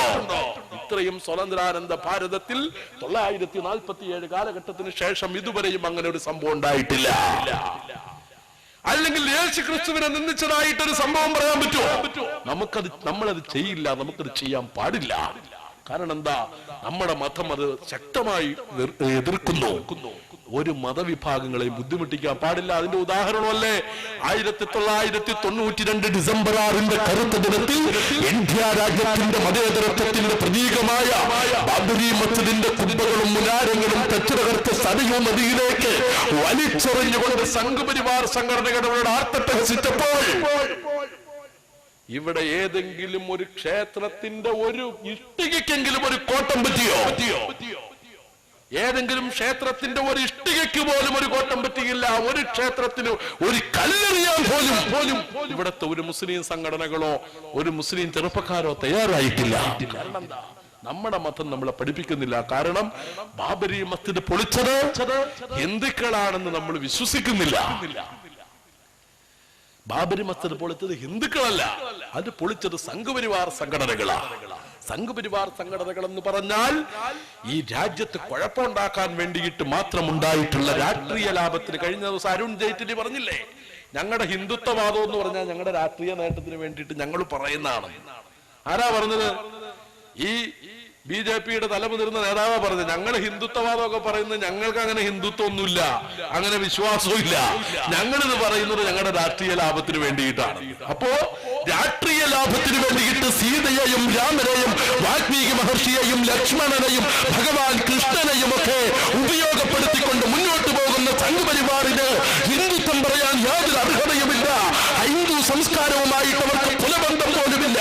അതുകൊണ്ട് ഇവിടുത്തെ ബിജെപിക്കാരനും RSSകാരനും ബജറംഗ് ദളുകാരനും VHPക്കാരനും ശിവസേനക്കാരനും ഒക്കെ ഹിന്ദുത്വത്തിന്റെ വക്താക്കളാണ് എന്ന് ഒരാളും ധരിക്കുകയും വേണ്ട. അതുകൊണ്ട് തന്നെ അതിന് നമ്മൾ വ്യാകുലപ്പെടുകയും വേണ്ട. അതുകൊണ്ട് ആ ഹിന്ദു സംസ്കാരത്തെ നമ്മളാരും കുറ്റം പറയാറില്ല. അതുപോലെ ക്രിസ്ത്യാനി വിശ്വസിക്കുന്ന യേശു ക്രിസ്തുവിനെ നമ്മളാരും കുറ്റം പറയാറില്ല, നമ്മളാരും അധിക്ഷേപിക്കാറില്ല, അധിക്ഷേപിച്ചിട്ടുമില്ല. പക്ഷേ കാലങ്ങളായിട്ട് ഈ കേന്ദ്രത്തിൽ നിന്ന് മാത്രം തുടർച്ചയായിട്ട് വരുന്നു. അവരുടെ സ്കൂളുകളിൽ പഠിക്കുമ്പോൾ തലയിൽ തട്ടയിടാൻ പാടില്ല, അവരുടെ സ്കൂളിൽ പഠിക്കുമ്പോൾ ചന്ദനക്കുറി വരച്ചുകൊണ്ട് ചെല്ലാൻ പാടില്ല. ഈ ഒരു നിയമം ഇടുക്കി ജില്ലയിലെ വാഴത്തോപ്പ് എന്ന് പറയുന്ന സ്കൂളിൽ നിന്ന് ശബരിമലയ്ക്ക് വേണ്ടി മലയ്ക്ക് പോകാൻ വേണ്ടി മാലയിട്ട വിദ്യാർത്ഥി വ്രതമനുഷ്ഠിച്ചുകൊണ്ട് സ്കൂളിൽ ചെന്ന ആ വിദ്യാർത്ഥിയുടെ കഴുത്തിൽ നിന്ന് മാല ഊരിക്കളഞ്ഞു. എന്നിട്ട് പറഞ്ഞു, ഈ സ്കൂളിൽ മാല ഇട്ടുകൊണ്ടിരിക്കാൻ പാടില്ല എന്ന് പറഞ്ഞ് അധ്യാപകൻ സ്കൂളിൽ നിന്ന് ഇറക്കി വിട്ടു. അവിടെ ഒത്തിരിയേറെ കോലാഹലങ്ങൾ ഉണ്ടായ സംഭവമാണ്. മതേതര ജനാധിപത്യ കേരളത്തിലാണ് മൂന്നാം കക്ഷി കിടന്ന് ഇവിടെ ഒന്നാം കക്ഷിയാകാൻ ശ്രമിക്കുന്നത് എന്ന് വളരെ വ്യക്തമായി നാം മനസ്സിലാക്കേണ്ടിയിരിക്കുന്നു. ഇവിടെ ഹിന്ദു മുസ്ലിം ലഹളകൾ തന്നെ സൃഷ്ടിച്ചുകൊണ്ട് മുസ്ലിം ഉമ്മത്തിനെ മുഴുവൻ കൊന്നെടുക്കുവാൻ വേണ്ടിയിട്ട് ആസൂത്രിതമായ നീക്കം നടത്തുന്നതിന്റെ പിന്നിലും അമേരിക്കയിൽ നിന്ന് കാശ് വാങ്ങിക്കൊണ്ട് ഇവിടെ ചാരപ്രവർത്തനം നടത്തുന്ന ഇവരാണ് എന്ന് മനസ്സിലാക്കുവാനുള്ള സാമാന്യ വിവരമെങ്കിലും ഇവിടുത്തെ ഹിന്ദുക്കൾക്കും മുസ്ലിങ്ങൾക്കും ഉണ്ടാകണമെന്നാണ് എന്റെ അഭിപ്രായം. നിശബ്ദമായ തീവ്രവാദികൾ, നിശബ്ദമായ തീവ്രവാദ പ്രവർത്തനം നടത്തുന്നവർ, യഹോവാ സാക്ഷികൾ എന്ന പേരിലും KP യോഹന്നാന്റെ അനുയായികൾ എന്ന പേരിലും ഇവിടെ കോടിക്കണക്കിന് രൂപ തീവ്രവാദ പ്രവർത്തനത്തിന് അമേരിക്ക കൊടുക്കുന്ന കാശ് വാങ്ങിച്ചുകൊണ്ട് ഇവിടെ നിശബ്ദ തീവ്രവാദ പ്രവർത്തനം നടത്തുന്ന, ഇവിടെ ബലം മതപരിവർത്തനം നടത്തുന്ന, പ്രലോഭിപ്പിച്ച് മതപരിവർത്തനം നടത്തുന്ന, ഇവിടെ മുസ്ലിം സമുദായത്തെയും ഹിന്ദു സംസ്കാരത്തെയും ഒക്കെ ചോദ്യം ചെയ്യുന്ന, ഈ രാജ്യത്തിന്റെ അസ്തിത്വത്തെ തന്നെ ചോദ്യം ചെയ്യുന്ന, ഇന്ത്യ ബ്രിട്ടീഷ് യുദ്ധകാലത്ത് ബ്രിട്ടീഷുകാരനോട് ഒപ്പം ചേർന്ന് അവന്റെ ആനുകൂല്യം പറ്റിക്കൊണ്ട് ഇന്ത്യയെ ഒറ്റുകൊടുക്കുകയും അവസാനം ഇന്ത്യയിൽ ഒരു ഗവൺമെന്റ് സംജാതമാകുമെന്ന അവസ്ഥ വന്നപ്പോൾ പെട്ടെന്ന് ബ്രിട്ടീഷുകാരനെ തള്ളിപ്പറഞ്ഞിട്ട് ഇന്ത്യയോട് കൂറ് പ്രഖ്യാപിക്കുകയും ചെയ്ത ഈ തീവ്രവാദികളെ തിരിച്ചറിയാൻ നമ്മൾ തയ്യാറായില്ല എങ്കിൽ ഈ രാജ്യത്തിന് ഒത്തിരിയേറെ നഷ്ടം സംഭവിക്കുമെന്നുള്ള കാര്യത്തിൽ യാതൊരു തർക്കമില്ല. ഇത് മനസ്സിലാക്കേണ്ടിയിരിക്കുന്നു. ഏതെങ്കിലും എംബോക്കിക്ക് തോന്നുമ്പോ കയറിയിട്ട് ഒരു പേന എടുക്കുക, റസൂലുള്ളാഹിനെ പറ്റി എഴുതുക, വേറെ ആരെയൊക്കെ പറ്റി എഴുതാം, ആരെ പറ്റി എഴുതാനില്ലേ, അയാളുടെ സ്വന്തം തന്തയെ പറ്റി തന്നെ എഴുതിക്കൂടെ? അപ്പോ അത്തരണത്തിലുള്ള പ്രവർത്തനങ്ങൾ സി വി ചെറിയാന്റെ കാലം മുതൽ തുടങ്ങിയതാ. സി വി ചെറിയാൻ എഴുതി പ്രവാചകനെ പറ്റി. അതിനുശേഷം സാമുവൽ മല്ലപ്പള്ളിയിൽ ഒരു സാമുവൽ എന്ന് പറയുന്ന ബന്ധിക്കോസുകാരൻ ചാകാൻ പോയപ്പോ വലിയ ഒരു കുരിശുമേപ്പിച്ചിട്ട് അയാൾ പോയത്. മക്കളുടെ തലയിലേക്ക് ഇടി തീ വീഴട്ടെ എന്ന് ചിന്തിച്ചുകൊണ്ട് മക്കളോട് പറഞ്ഞു, ഞാൻ ചത്തു കഴിയുമ്പോൾ നിങ്ങൾ ഈ പുസ്തകം വിതരണം ചെയ്തോ എന്ന് പറഞ്ഞിട്ടൊരു ബന്ധിക്കോസുകാരൻ ചത്തു. അതിനുശേഷം അതാതെ ജോസഫ് ഇറങ്ങി. അതിനുശേഷം അതാതെ തിരുവനന്തപുരം പൂന്തുറയില് നിരവധി ഇങ്ങനെ പ്രശ്നങ്ങൾ ഇങ്ങനെ വന്നുകൊണ്ടിരിക്കുക. ഇതൊക്കെ വരുന്നത് എവിടുന്ന? ഒരു കേന്ദ്രത്തിൽ നിന്ന്, വേറെ ഒരു സ്ഥലത്തൊന്നുമല്ല. സംഘപരിവാറല്ല ഇത് ചെയ്യുന്നത്. ഹിന്ദുത്വ സംഘടനകളിൽ നിന്ന് വരുന്നില്ല, SNDP നിന്ന് വരുന്നില്ല, NSS നിന്ന് വരുന്നില്ല, വേറെ ഒരിടത്തുനിന്നും വരുന്നില്ല. വരുന്നത് മുഴുവൻ ഈ മേഖലയിൽ നിന്നാ വരുന്നത്. ഇവർക്ക് എപ്പോഴും ഉണ്ട് അബദ്ധം പറ്റിയതാ. തുടർച്ചയായിട്ട് അബദ്ധം പറ്റാൻ ഇവര് മുഴുവൻ മന്ദബുദ്ധികളാണോ? അപ്പോ എന്തായാലും ഞാൻ ആ വിഷയത്തിലേക്ക് പോയില്ല. സന്ദർഭോചിതമായിട്ട് പറഞ്ഞു വന്നപ്പോ അങ്ങ് പറഞ്ഞെന്ന് മാത്രമേ ഉള്ളൂ. കാരണം അള്ളാന്റെ റസൂല് മുഹമ്മദ് മുസ്തഫ റസൂലുള്ളാഹിനെ അധിക്ഷേപിച്ച വിഷയമല്ലേ. അല്ലാതെ നമ്മളെ ആരെങ്കിലും കണ്ടു തരുന്നതല്ലോ, അല്ലെങ്കിൽ നമ്മളെ ഒന്ന് വെട്ടി ഒരാളെ കൊന്നാലും നമുക്ക് ഇത്രയും വികാരമൊന്നുമില്ല. ഉണ്ടോ? ഇല്ല. ഇതൊന്നും നമുക്ക് പ്രശ്നമല്ല. അല്ലെങ്കിൽ ഞാനിപ്പോ പ്രസംഗിച്ചിട്ട് പോയെന്ന വഴിക്ക് എനിക്കിട്ടൊരു ഏറെറിഞ്ഞു, അല്ലെങ്കിൽ എന്നെ വണ്ടി തടഞ്ഞു നിർത്തി ഒന്ന് വെട്ടി, അല്ലെങ്കിൽ വണ്ടി തന്നെ പൊളിച്ചു, അല്ലെങ്കിൽ കയ്യോ കാലോ വെട്ടിയെടുത്തു എന്ന് വിചാരിച്ച് 2 ദിവസം കൊണ്ട് ആ പ്രതിഷേധം അങ്ങ് തീർന്നു. പിന്നെ ഇത് ആരും ഒന്നും പറയാനൊന്നും പോകുന്നില്ല.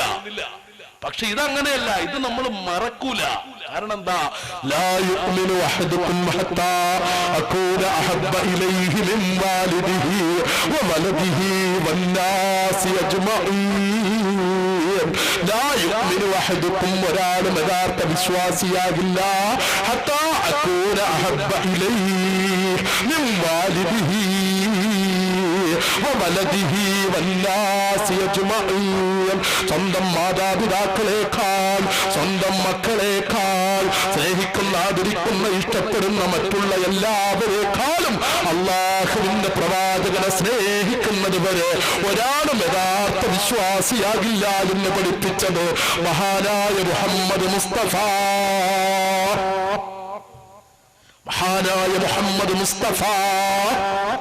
സല്ലല്ലാഹു അലൈഹി വസല്ലമ തങ്ങളാ പഠിപ്പിച്ചത്. സ്വന്തം മക്കളെക്കാളും ഭാര്യയെക്കാളും മാതാപിതാക്കളെക്കാളൊക്കെ റസൂലുള്ളാഹിനെ സ്നേഹിക്കുന്നത് വരെ ഒരാൾ യഥാർത്ഥ വിശ്വാസിയാകില്ല എന്ന്. അങ്ങനെ വിശ്വാസിയാകണോ? അള്ളാഹിന്റെ റസൂലിനെ അങ്ങേറ്റം സ്നേഹിക്കാൻ നമ്മൾ തയ്യാറാകണം. എങ്കിലേ നമുക്ക് വിശ്വാസിയാകാൻ കഴിയൂ. ആ വിശ്വാസത്തിന്റെ പേരിലാണ്, ആ റസൂലുള്ളാഹിനോടുള്ള ഇഷ്ടത്തിന്റെ പേരിലാണ് ഇത്രയും പറയാൻ തയ്യാറായത്. അതിന്റെ പേരിൽ ത്യാഗങ്ങൾ വന്നാൽ സഹിക്കാൻ തയ്യാറാകണം. ഇത്രയേ ഉള്ളൂ. അപ്പൊ നമ്മൾ പറഞ്ഞത്, അല്ലാഹുവിന്റെ റസൂൽ പറഞ്ഞത് എന്താ? കുല്ലു ഉമ്മത്തി യദ്ഖുലൂനൽ ജന്ന,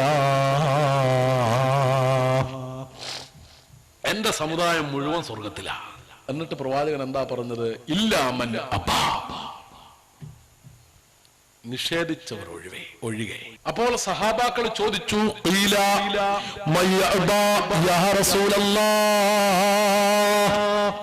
നബിയേ, ആരായി നിഷേധികൾ? നിഷേധിച്ചവർ എന്ന ഉദ്ദേശിച്ചത് ആരായി നിഷേധികൾ? പ്രവാചകനോട് ചോദിച്ചപ്പോൾ അല്ലാഹുവിന്റെ റസൂൽ പറഞ്ഞു, മൻ അതാഅനി ദഖലൽ ജന്ന,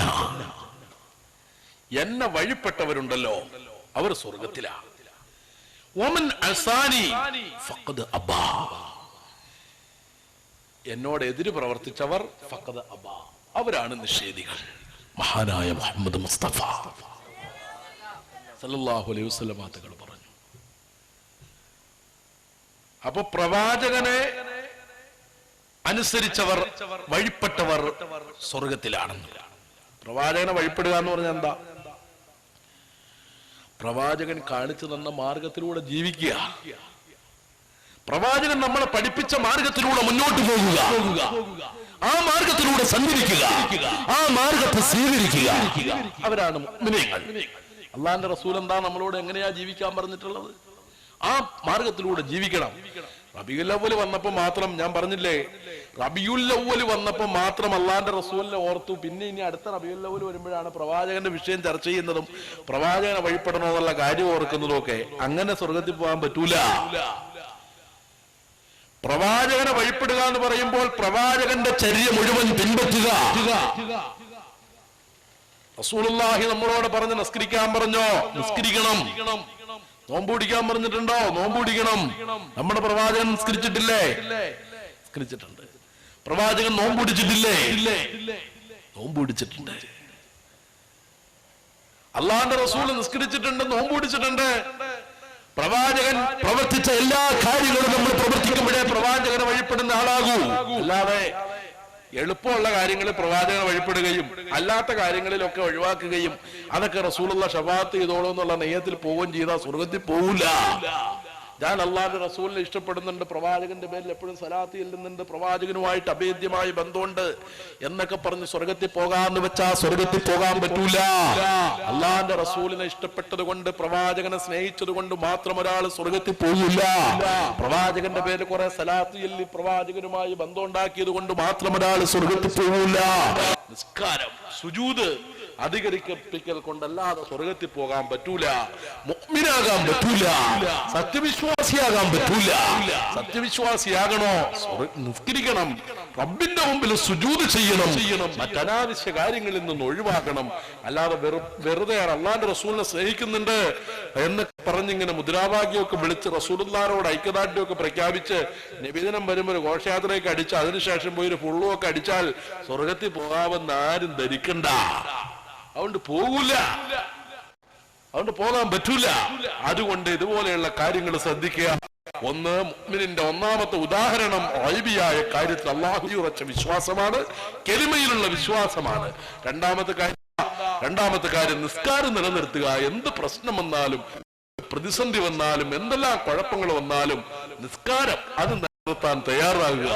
പിന്നെ മറ്റ് സക്കാത്ത് കൊടുക്കുക. അള്ളാഹു തന്ന സമ്പത്തുണ്ടല്ലോ, ആ ധനത്തിൽ നിന്ന് അള്ളാഹുവിന്റെ മാർഗത്തിൽ നിങ്ങൾ ചെലവഴിക്കുക. വിശുദ്ധ ഖുർആൻ അള്ളാഹു പറഞ്ഞു വയഖീമൂന സ്വലാത്ത മിമ്മാ റസഖ്നാഹും യുൻഫിഖൂൻ എന്നാണ്. എന്നിട്ട് അള്ളാഹു ധനത്തിൽ നിന്ന് അള്ളാഹുവിന്റെ മാർഗത്തിൽ ചെലവഴിക്കുന്നവരാണ് മുഅ്മിനീങ്ങൾ. നമുക്ക് പ്രയാസ കോരുന്ന കെട്ടിലെ വെള്ളം കൂടൂ, അത് നമ്മൾ ആദ്യം മനസ്സിലാക്കുക. നമുക്ക് അള്ളാഹ് നൽകിയെന്ന് നമ്മൾ ദാനധർമ്മം ചെയ്യുമ്പോഴേ നമുക്ക് ആ സ്വത്ത് വർദ്ധിക്കൂ. അല്ലാതെ നമ്മളത് പിശുക്കി വെച്ചാൽ നമുക്കത് വർദ്ധിക്കില്ല. അതുകൊണ്ട് അത് മനസ്സിലാക്കണം. ഇന്നൽ മുസദ്ദിഖീന വൽ മുസദ്ദിഖാതി വഅഖറലുല്ലാഹ ഖർളൻ ഹസനാ യുളഅഫ് ലഹും വലഹും അജ്റുൻ കരീം. അല്ലാഹു പറയാ, അള്ളാഹുവിന്റെ ദീനിന്റെ മാർഗത്തിലേക്ക് ദാനധർമ്മം ചെയ്യുന്ന സത്യവിശ്വാസികളും വിശ്വാസിനികളും അവർ കൊടുക്കുന്നതിന്റെ ഇരട്ടിയായി അവർക്ക് നൽകപ്പെടുമെന്ന അള്ളാഹു. വേറെ ആരുമല്ല, ഞാൻ പറഞ്ഞതല്ല, വേറെ ഒരു മുസ്ലിം പറഞ്ഞതല്ല, അള്ളാഹു പറയാ. നാം ദാനം ചെയ്യുന്നതിന്റെ ഇരട്ടിയായി അള്ളാഹു നമുക്ക് മടക്കി തരുമെന്ന് ഓഫർ ചെയ്യാ. അപ്പൊ നമ്മൾ പിടിച്ചു വെച്ചാൽ നമുക്ക് കിട്ടുമോ? കിട്ടൂല. അതുകൊണ്ട് ഇതുപോലെയുള്ള നല്ല കാര്യങ്ങളിലൊക്കെ നിങ്ങൾ സംഭാവന ചെയ്യണം. നല്ല കാര്യങ്ങൾക്ക് ദാനധർമ്മം ചെയ്യണം. നമ്മുടെ സ്വത്തിന്റെ വിഹിതം സക്കാത്ത് കൊടുക്കാൻ തയ്യാറാകണം. സൽപ്രവർത്തനങ്ങൾ ചെയ്യണം. നല്ല കാര്യങ്ങൾ ചെയ്യുക. നല്ല രൂപത്തിൽ ജീവിക്കുക. അതൊക്കെയാണ് നമ്മൾ ചെയ്യേണ്ടത്. അതുപോലെ യുവാക്കളൊക്കെ ഭൂരിഭാഗവും മറ്റു വിനോദങ്ങൾക്കും മദ്യത്തിനും മയക്കുമരുന്നിനും ഒക്കെ അടിമകളായി ജീവിതം നശിപ്പിച്ചുകൊണ്ടിരിക്കുക. നമ്മുടെ സമൂഹത്തെ കാർന്നു തിന്നുകൊണ്ടിരിക്കുന്ന ഒരു വിപത്താണ് മദ്യവും മയക്കുമരുന്നും. ആ മദ്യവും മയക്കുമരുന്നും ഒക്കെ ഉപേക്ഷിക്കാൻ നമ്മൾ തയ്യാറാകണം. മദ്യത്തിനോടും മയക്കുമരുന്നിനോടും ഒക്കെ വിയോജിപ്പ് പ്രഖ്യാപിക്കണം. അത് സമുദായത്തിന്റെ മാത്രം വിഷയമല്ല, നമ്മുടെ സമൂഹത്തിന്റെ പ്രശ്നമാണ്. സമൂഹത്തെ കാർന്നു തിന്നുകൊണ്ടിരിക്കുന്ന വിപത്താണിത്. എത്രയോ കുടുംബങ്ങളാ തകർന്നു പോയിക്കൊണ്ടിരിക്കുന്നത് ഈ മദ്യത്തിന്റെയും മയക്കുമരുന്നിന്റെയും പേരിൽ. എത്രയോ കുഞ്ഞുങ്ങളാ അനാഥരായിക്കൊണ്ടിരിക്കുന്നത്. എത്രയോ കുട്ടികൾ വഴിയാധാരമായി കൊണ്ടിരിക്കുന്നു. നമ്മളത് ചിന്തിക്കുക. എത്രയോ കൊലപാതകങ്ങൾ നടന്നുകൊണ്ടിരിക്കുന്നു ഈ മദ്യവും മയക്കുമരുന്നും ഉപയോഗിച്ചിട്ട്. എന്ത് ക്രൂരകൃത്യവും ചെയ്യാൻ വേണ്ടിയിട്ട് മടിയില്ലാത്തവരാകുന്നു ഈ മദ്യവും മയക്കുമരുന്നും ഉപയോഗിച്ച് കഴിയുമ്പോൾ. നമുക്കറിയില്ലേ, സൗമ്യ എന്ന് പറയുന്ന ഒരു പെൺകുട്ടിയെ ഗോവിന്ദച്ചാമി എന്ന അയാള് ട്രെയിനിൽ നിന്ന് തള്ളിയിട്ട് ക്രൂരമായി മാനഭംഗപ്പെടുത്തി. ആരും നമ്മുടെ കേരളത്തെ മുഴുവൻ ഞെട്ടിക്കുന്ന രീതിയിലുള്ള ക്രൂരമായ പ്രവൃത്തിയാ ഗോവിന്ദച്ചാമി ചെയ്തത്. മയക്കുമരുന്നിന്റെ ലഹരിയിലായിരുന്നു അയാൾ അത് ചെയ്തത്. അതുകൊണ്ടല്ലേ വിശുദ്ധ ഖുർആനിൽ അല്ലാഹു പറഞ്ഞത് മദ്യവും മയക്കുമരുന്ന് ആളുകളുടെ ഇടയിൽ കുഴപ്പമുണ്ടാക്കാൻ മാത്രമേ അത് ഉപകരിക്കൂ. അത് ഗുണോ ഇല്ല, അതുകൊണ്ട് നിങ്ങൾ അത് ഉപയോഗിക്കരുതെന്ന് അല്ലാഹു പറഞ്ഞില്ലേ? ഇന്നമാ യുരീദു ശൈത്താനു അൻ യുഖിയ ബൈനകുമുൽ അദാവത വൽ ബഗ്ളാഅ ഫിൽ ഖംരി വൈസരി വയസുദ്ദുകും അൻ ദിക്രില്ലാഹി വഅനിസ് സ്വലാത്തി ഫഹൽ അൻതും മുൻതഹൂൻ. വിശുദ്ധ ഖുർആനിൽ അല്ലാഹു പറഞ്ഞില്ലേ, മദ്യത്തിലൂടെയും ചൂതാട്ടത്തിലൂടെയും പിശാച് ഉദ്ദേശിക്കുന്ന ആളുകളുടെ ഉണ്ടാക്കാനാ, പ്രശ്നം ഉണ്ടാക്കാൻ എന്താക്കാനാ? അള്ളാന്റെ സ്മരണയെ തൊട്ട് ആളുകളെ അകറ്റാനാണ് പിശാച് ഉദ്ദേശിക്കുന്നത്. അള്ളാഹു റബ്ബുൽ ഇസ്സത്ത് വിശുദ്ധ ഖുർആൻ പറഞ്ഞില്ലേ? അതല്ലേ നമ്മുടെ നാട്ടിൽ ഇപ്പോൾ നടന്നുകൊണ്ടിരിക്കുന്നത്. അത് മദ്യം, മയക്കുമരുന്ന് പോലുള്ള വിപത്തുണ്ടല്ലോ, അതിൽ നിന്ന് ഒഴിവായി നിൽക്കുക. റസൂല് വിലക്കിയതാണ്. വ്യഭിചാരി വ്യഭിചരിക്കുന്ന സമയത്ത് മുഅ്മിനല്ല. വ്യഭിചാരത്തിൽ ഏർപ്പെട്ട അവന്റെ ശരീരത്തിൽ നിന്ന് അല്ലെങ്കിൽ അവളുടെ ശരീരത്തിൽ നിന്ന് ഈമാൻ ഉടുപ്പിക്കുന്നത് പോലെ മാറിപ്പോവുകയാ. പിന്നെ ആ കൃത്യത്തിൽ നിന്ന് അവൻ മാറുമ്പോൾ മാത്രമാണ് ഈമാൻ വരുന്നത്. അതിന്റെ ഇടയിൽ മരണപ്പെട്ടു പോയാൽ അവൻ മരണം മുഅ്മിനിന്റെ മരണമല്ല.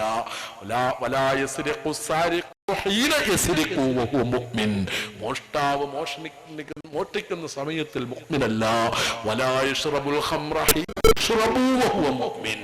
മദ്യപാനി മദ്യത്തിന്റെ ലഹരിയിൽ മരണപ്പെട്ടാൽ അവന്റെ മരണം മുഅ്മിനിന്റെ മരണമല്ല, അവൻ നരകത്തിലാണ്. പഠിപ്പിച്ചത് മുഹമ്മദ് മുസ്തഫ സല്ലല്ലാഹു അലൈഹി വസല്ലം തങ്ങളാണ്. അതുകൊണ്ട് പ്രിയമുള്ള സഹോദരന്മാരെ, സഹോദരിമാരെ, ഇതുപോലെയുള്ള കാര്യങ്ങളിൽ നിന്നെല്ലാം ഒഴിഞ്ഞു നിൽക്കുക. ഇനിയും ഒത്തിരി ഒത്തിരി ഒത്തിരിയേറെ കാര്യങ്ങൾ പറയേണ്ടതുണ്ട്. സമയക്കുറവ് മൂലം സമയം അതിക്രമിച്ചുകൊണ്ട് ഞാൻ കൂടുതൽ വിഷയത്തിലേക്ക് പോകുന്നില്ല. അള്ളാഹു തൗഫീഖ് നൽകിയാൽ ഇനിയും നമുക്ക് ഇൻഷാ അല്ലാഹ് ഇവിടെ വന്നുകൊണ്ട് നമുക്ക് കാണാം, സംസാരിക്കാം. അതുകൊണ്ട് ഇൻഷാ അല്ലാഹ് കൂടുതൽ വിശദീകരണത്തിന് പോകുന്നില്ല. ലില്ലാഹി റബ്ബിൽ ആലമീൻ. اللهم صل على سيدنا محمد وعلى آل سيدنا ومولانا محمد. റഹ്മാനായ രാജ സയ്യിദായ നാഥ, ഈ പതിരാവ് കഴിഞ്ഞ സമയം നിന്റെ ദർബാറിലേക്ക് നീട്ടുന്ന കരങ്ങളെ നീ സ്വീകരിക്കണേ നാഥ. ഞങ്ങളെ പാപങ്ങളെ, ഞങ്ങളുടെ മാതാപിതാക്കളുടെ, ഗുരുനാഥന്മാരുടെ, ഭാര്യമാരുടെ, മക്കളുടെ, സഹോദരങ്ങളുടെ പാപങ്ങൾ, ദുആ കൊണ്ട് വസിയത്ത് ചെയ്തവരുടെ പാപങ്ങൾ നീ വിട്ടുപുറത്ത് മാപ്പാക്കി തരണേ തമ്പുരാനേ. അല്ലാഹുവേ, പെട്ടെന്നുള്ള മരണങ്ങളെ തൊട്ട് ദുർമരണങ്ങളെ തൊട്ട് ഞങ്ങളെ, ഞങ്ങളുടെ അഹലുകാരെ നീ കാത്തുരക്ഷിക്കണേ തമ്പുരാനേ. റഹ്മാനായ നാഥ, മരണസമയം കലിമ ചൊല്ലി മരിക്കാൻ ഞങ്ങൾക്ക്, ഞങ്ങളുടെ മേൽ പ്രിയപ്പെട്ട അഹലുകാർക്ക് നീ തൗഫീഖ് നൽകണേ തമ്പുരാനേ. ഞങ്ങളിൽ നിന്ന് മരണപ്പെട്ടു പോയവരുടെ ഖബറുകളെ നീ വിശാലമാക്കണേ റബ്ബേ. ആ മണ്ണറകളെ നീ മണിയറകളാക്കണേ റബ്ബേ. അവരുടെ ഖബറുകളിൽ ഏതെങ്കിലും തരത്തിലുള്ള ബുദ്ധിമുട്ടുകൾ അരങ്ങേറുന്നെങ്കിൽ ഇപ്പോൾ തന്നെ നീ ഉയർത്തിക്കളയണേ തമ്പുരാനേ, ഉയർത്തിക്കളയണേ തമ്പുരാനേ. ആ മണ്ണറയെ നീ മണിയറയാക്ക് റബ്ബേ. റഹ്മാനേ, ആ ഖബറിലിട്ട് അവരെ നീ ബുദ്ധിമുട്ടിക്കല്ലേ റബ്ബേ, അവരെ നീ വിഷമിപ്പിക്കല്ലേ റബ്ബേ. അവരെയും ഞങ്ങളെയും നാളെ നിന്റെ ജന്നാത്തുന്ന നഈമിൽ ഒരുമിച്ച് കൂട്ടണേ റബ്ബേ. റഹ്മാനായ നാഥ, മരണസമയം ഞങ്ങൾക്ക്, ഞങ്ങളുടെ മാതാപിതാക്കൾ, ഗുരുനാഥന്മാര്, ഭാര്യമാര്, മക്കള്, സഹോദരങ്ങൾ, ദുആ കൊണ്ട് വസിയത്ത് ചെയ്തവര്, മരണസമയം ഞങ്ങൾക്ക് കലിമ ചൊല്ലി മരിക്കാൻ തൗഫീഖ് തരണേ നാഥ. സ്വർഗം കണ്ട് പുഞ്ചിരിയോടെ മരിക്കാൻ തൗഫീഖ് തരണേ നാഥ. ഞങ്ങളെ ആരെയും പാഴാക്കി കളയല്ല നാഥ. ഞങ്ങളാർക്കും നീ ദുർമരണം തരല്ല നാഥ. പെട്ടെന്നുള്ള മരണങ്ങൾ തരല്ല നാഥ. ബാധ്യതകൾ നിറവേറ്റാതെയുള്ള മരണം തരല്ല നാഥ. അല്ലാഹുവേ, റോഡരികളിൽ ചതഞ്ഞറിഞ്ഞ് മരണപ്പെടുന്ന മരണം തരല്ല നാഥ. റഹ്മാനായ നാഥ, ഞങ്ങൾ ജീവിക്കുന്ന നാട്ടില്, ഞങ്ങൾ ചെല്ലുന്ന നാട്ടില് ഞങ്ങൾക്ക് നീ ഇസ്സത്ത് പ്രദാനം ചെയ്യണേ നാഥ. ദുനിയാവിലും ആഖിറത്തിലും ഇസ്സത്ത് നൽകണേ നാഥ. നീയുമായി കൂടുതൽ നിന്നിലേക്ക് അടുക്കാൻ, നിനക്ക് വേണ്ടി കൂടുതൽ കൂടുതൽ അമൽ ചെയ്യാൻ ഞങ്ങൾക്ക്, ഞങ്ങളുടെ അഹ്ലുകാർക്ക് നീ തൗഫീഖ് തരണേ നാഥ. തൗഫീഖ് തരണേ നാഥ. ഞങ്ങളുടെ ഹൃദയം ശുദ്ധിയാക്കണേ നാഥ. ഈമാൻ നിറയ്ക്കണേ നാഥ. ഈമാൻ ഞങ്ങളുടെ ഹൃദയത്തിൽ പ്രകാശിപ്പിക്കണേ നാഥ. അല്ലാഹുവേ, എല്ലാവരോടും കരുണ കാണിക്കാനും എല്ലാവരെയും സ്നേഹിക്കാനും ഞങ്ങൾക്ക്, ഞങ്ങളുടെ അഹ്ലുകാർക്ക് തൗഫീഖ് തരണേ നാഥ. യോജിപ്പിന്റെ വിത്ത് ഞങ്ങളിൽ നീ പാകണേ നാഥ. റഹ്മാനേ, ഞങ്ങളുടെ ബുദ്ധിമുട്ടുകൾ മാറ്റിത്തരണേ റബ്ബേ. ദുനിയാവിൽ ഒത്തിരി ഞങ്ങൾ ബുദ്ധിമുട്ടുന്നു റബ്ബേ. രോഗം കൊണ്ട് ഞങ്ങൾ വിഷമിക്കുന്നു റബ്ബേ. ഞങ്ങളുടെ രോഗങ്ങൾ മാറ്റിത്തരണേ റബ്ബേ. ഞങ്ങളുടെ മാതാപിതാക്കളുടെ രോഗങ്ങള്, ഞങ്ങളുടെ ഗുരുനാഥന്മാരുടെ ഭാര്യമാരുടെ മക്കളുടെ സഹോദരങ്ങളുടെ ദുആ കൊണ്ട് വസിയത്ത് ചെയ്തവരുടെ എല്ലാവരുടെ രോഗങ്ങളും നീ മാറ്റിത്തരണേ നാഥ, ശിഫ തരണേ നാഥ. രോഗം തരുന്നവൻ നീയാ, അത് മാറ്റുന്നതും നീയാ. ശിഫ നിന്റെ ഔദാര്യമാ, നീ മാറ്റിത്തരണേ റബ്ബേ, മാറ്റണേ അല്ലാ. രോഗം കൊണ്ട് പരീക്ഷിക്കല്ലേ അല്ലാ, തഖ്വയോടെയുള്ള ദീർഘായുസ് നൽകണേ അല്ലാ. ഇരുലോക ജീവിതം വിജയത്തിലാക്കി തരണേ അല്ലാ. കഷ്ടപ്പാട് നീക്കണേ അല്ലാ. കടബാധ്യതകളെ കൊണ്ട് ഞങ്ങൾ വിഷമിക്കുന്നു റബ്ബേ, ഞങ്ങളുടെ കടബാധ്യതകൾ വീട്ടി തരണേ റബ്ബേ. അതിന്റെ പേരിൽ അവഹേളിക്കപ്പെടുന്നവരുടെ കൂട്ടത്തില് ഞങ്ങളെയോ ഞങ്ങളുടെ അഹ്ലുകാരെയോ പെടുത്തല്ലേ റബ്ബേ, പെടുത്തല്ലേ നാഥ. ഹക്കുകളെ നിറവേറാനുള്ള സമ്പത്ത് നൽകണോ നാഥ. അന്യന്റെ മുമ്പിൽ കൈനീട്ടേണ്ട അവസ്ഥ ഞങ്ങൾക്കോ ഞങ്ങളുടെ അഹ്ലുകാർക്കോ വരുത്തല്ലേ നാഥ, വരുത്തല്ലേ നാഥ. വിഷമത്തിലാക്കല്ലേ റബ്ബേ. കച്ചവടങ്ങളിൽ അഭിവൃദ്ധി ചെയ്യണേ റബ്ബേ, തൊഴിലുകളിൽ നേട്ടം തരണേ റബ്ബേ, തന്നതിൽ ബർക്കത്ത് ചെയ്യണേ റബ്ബേ. വിദേശങ്ങളിൽ പോയവരിൽ നേട്ടം കൊടുക്കണേ റബ്ബേ. ഒത്തിരി കാര്യങ്ങൾ മനസ്സിൽ കണ്ടുകൊണ്ട് സംഭാവന അർപ്പിച്ചിട്ടുണ്ട്. സന്താനങ്ങളില്ലാത്തവർ, അവർക്ക് നീ ഹലാലായ മക്കളെ കൊടുക്കണേ റബ്ബേ. സ്വർണം ഓഫർ ചെയ്തവരുണ്ട് റബ്ബേ, അവരുടെ മുറാദുകൾ സഫലീകരിക്കണം റബ്ബേ. നിന്നിലേക്കൊരാവശ്യം പറഞ്ഞ് കൈനീട്ടുമ്പോൾ നീ അത് തട്ടിക്കളയല്ലേ അല്ലാ. ഈ പരിപാടിയിൽ പങ്കെടുത്തവർ, ഇതിനു വേണ്ടി സഹായം ചെയ്തവർ, ഇത് നടക്കണമെന്നെങ്കിലും ആഗ്രഹിച്ചവർ, ഇതിനു വേണ്ടി സ്ഥലം കൊടുത്തവർ, എല്ലാവർക്കും നീ പ്രതിഫലം കൊടുക്കണേ നാഥ, പ്രതിഫലം കൊടുക്കണേ നാഥ. ഈ പരിപാടി സംഘടിപ്പിച്ച ഇതിന്റെ സംഘാടകരായ കുട്ടികൾ തമ്പുരാനെ, അവർ നിന്റെ ദീനിനോടുള്ള ഇഷ്ടത്തിന്റെ പേരിലാണ്, നിന്റെ ദീനിനോടുള്ള കൂറിന്റെ പേരിലാണ്, താല്പര്യത്തിന്റെ പേരിലാണ് യുവാക്കൾ ഇറങ്ങിയിരിക്കുന്നത്. തമ്പുരാനെ, അവർക്ക് നീ നേട്ടങ്ങൾ കൊടുക്കണം റബ്ബേ. ഇതിന് പകരമായി സ്വർഗം കൊടുക്കണേ റബ്ബേ. അവരുടെ ദുനിയാവും ആഖിറവും നീ വിജയത്തിലാക്കി കൊടുക്കറബ്ബേ. അവരുടെ കുടുംബങ്ങളിൽ നീ ഐശ്വര്യവും ബറക്കത്തും പ്രദാനം ചെയ്യണേ തമ്പുരാനെ, പ്രദാനം ചെയ്യണേ തമ്പുരാനെ. അല്ലാഹുവേ, അവർക്ക് നീ നേട്ടം കൊടുക്കണേ നാഥ. ഈ പരിപാടിയിൽ പങ്കെടുത്ത എല്ലാവർക്കും നേട്ടങ്ങൾ കൊടുക്കണേ റബ്ബേ. ഈ സദസ്സിലുള്ള പണ്ഡിതന്മാര് അവരുടെ ബുദ്ധിമുട്ടുകൾ, പ്രയാസങ്ങൾ മാറ്റിക്കൊടുക്കണേ നാഥ. അവരുടെ വിഷമങ്ങൾ നീ മാറ്റിക്കൊടുക്കണേ നാഥ. തഖ്വയോടെയുള്ള ദീർഘായുസ് നൽകണേ നാഥ. ആരോഗ്യവും ആഫിയത്തും കൊടുക്കണേ തമ്പുരാനെ. ഈ സദസ്സിലുള്ള മുതഅല്ലിമീങ്ങൾക്ക് നാഫിയ ഇൽമ കരസ്ഥമാക്കാൻ നീ തൗഫീഖ് കൊടുക്കണേ തമ്പുരാനെ. ഈ പരിപാടിക്ക് വേണ്ടി വന്ന എന്നോട് സഹകരിച്ചവർക്ക് നീ പ്രതിഫലം കൊടുക്കറബ്ബേ. എനിക്ക് ഭക്ഷണം നൽകിയ വീട്ടിലെ നീ ബറക്കത്ത് ചെയ്യണേ തമ്പുരാനെ. ദുആഇനെ നീ സ്വീകരിക്കണേ റബ്ബേ. കാരാഗ്രഹത്തിൽ കഴിയുന്ന ഇസ്ലാമിക പണ്ഡിതൻ അബ്ദുൽ നാസിർ മഅദനിക്ക് നീ മോചനം കൊടുക്കണേ തമ്പുരാനെ. മോചനം എളുപ്പമാക്കണേ തമ്പുരാനെ. അദ്ദേഹത്തിന്റെ പാപങ്ങൾ നീ പുറത്തു കൊടുക്കണേ തമ്പുരാനെ. അല്ലാഹുവേ, എത്രയും വേഗം കാരാഗ്രഹമോചിതനായി പുറത്തു വരാൻ, ദീനിനു വേണ്ടി നിലകൊള്ളാൻ, ദീനിനു വേണ്ടി ശ്രദ്ധിക്കാൻ അദ്ദേഹത്തിന് നീ തൗഫീഖ് കൊടുക്കണേ തമ്പുരാനെ. ദുആഇനെ നീ സ്വീകരിക്കണേ തമ്പുരാനെ. റബ്ബനാ ആതിനാ ഫിദ്ദുനിയാ ഹസന വഫിൽ ആഖിറതി ഹസനതൻ വഖിനാ അദാബന്നാർ. ആമീൻ ബിറഹ്മതിക യാ അർഹമർ റഹീമീൻ. ബിഹഖി സല്ലല്ലാഹു അലാ മുഹമ്മദ് സല്ലല്ലാഹു അലൈഹി വസല്ലം. اللهم صل على محمد يا رب صل عليه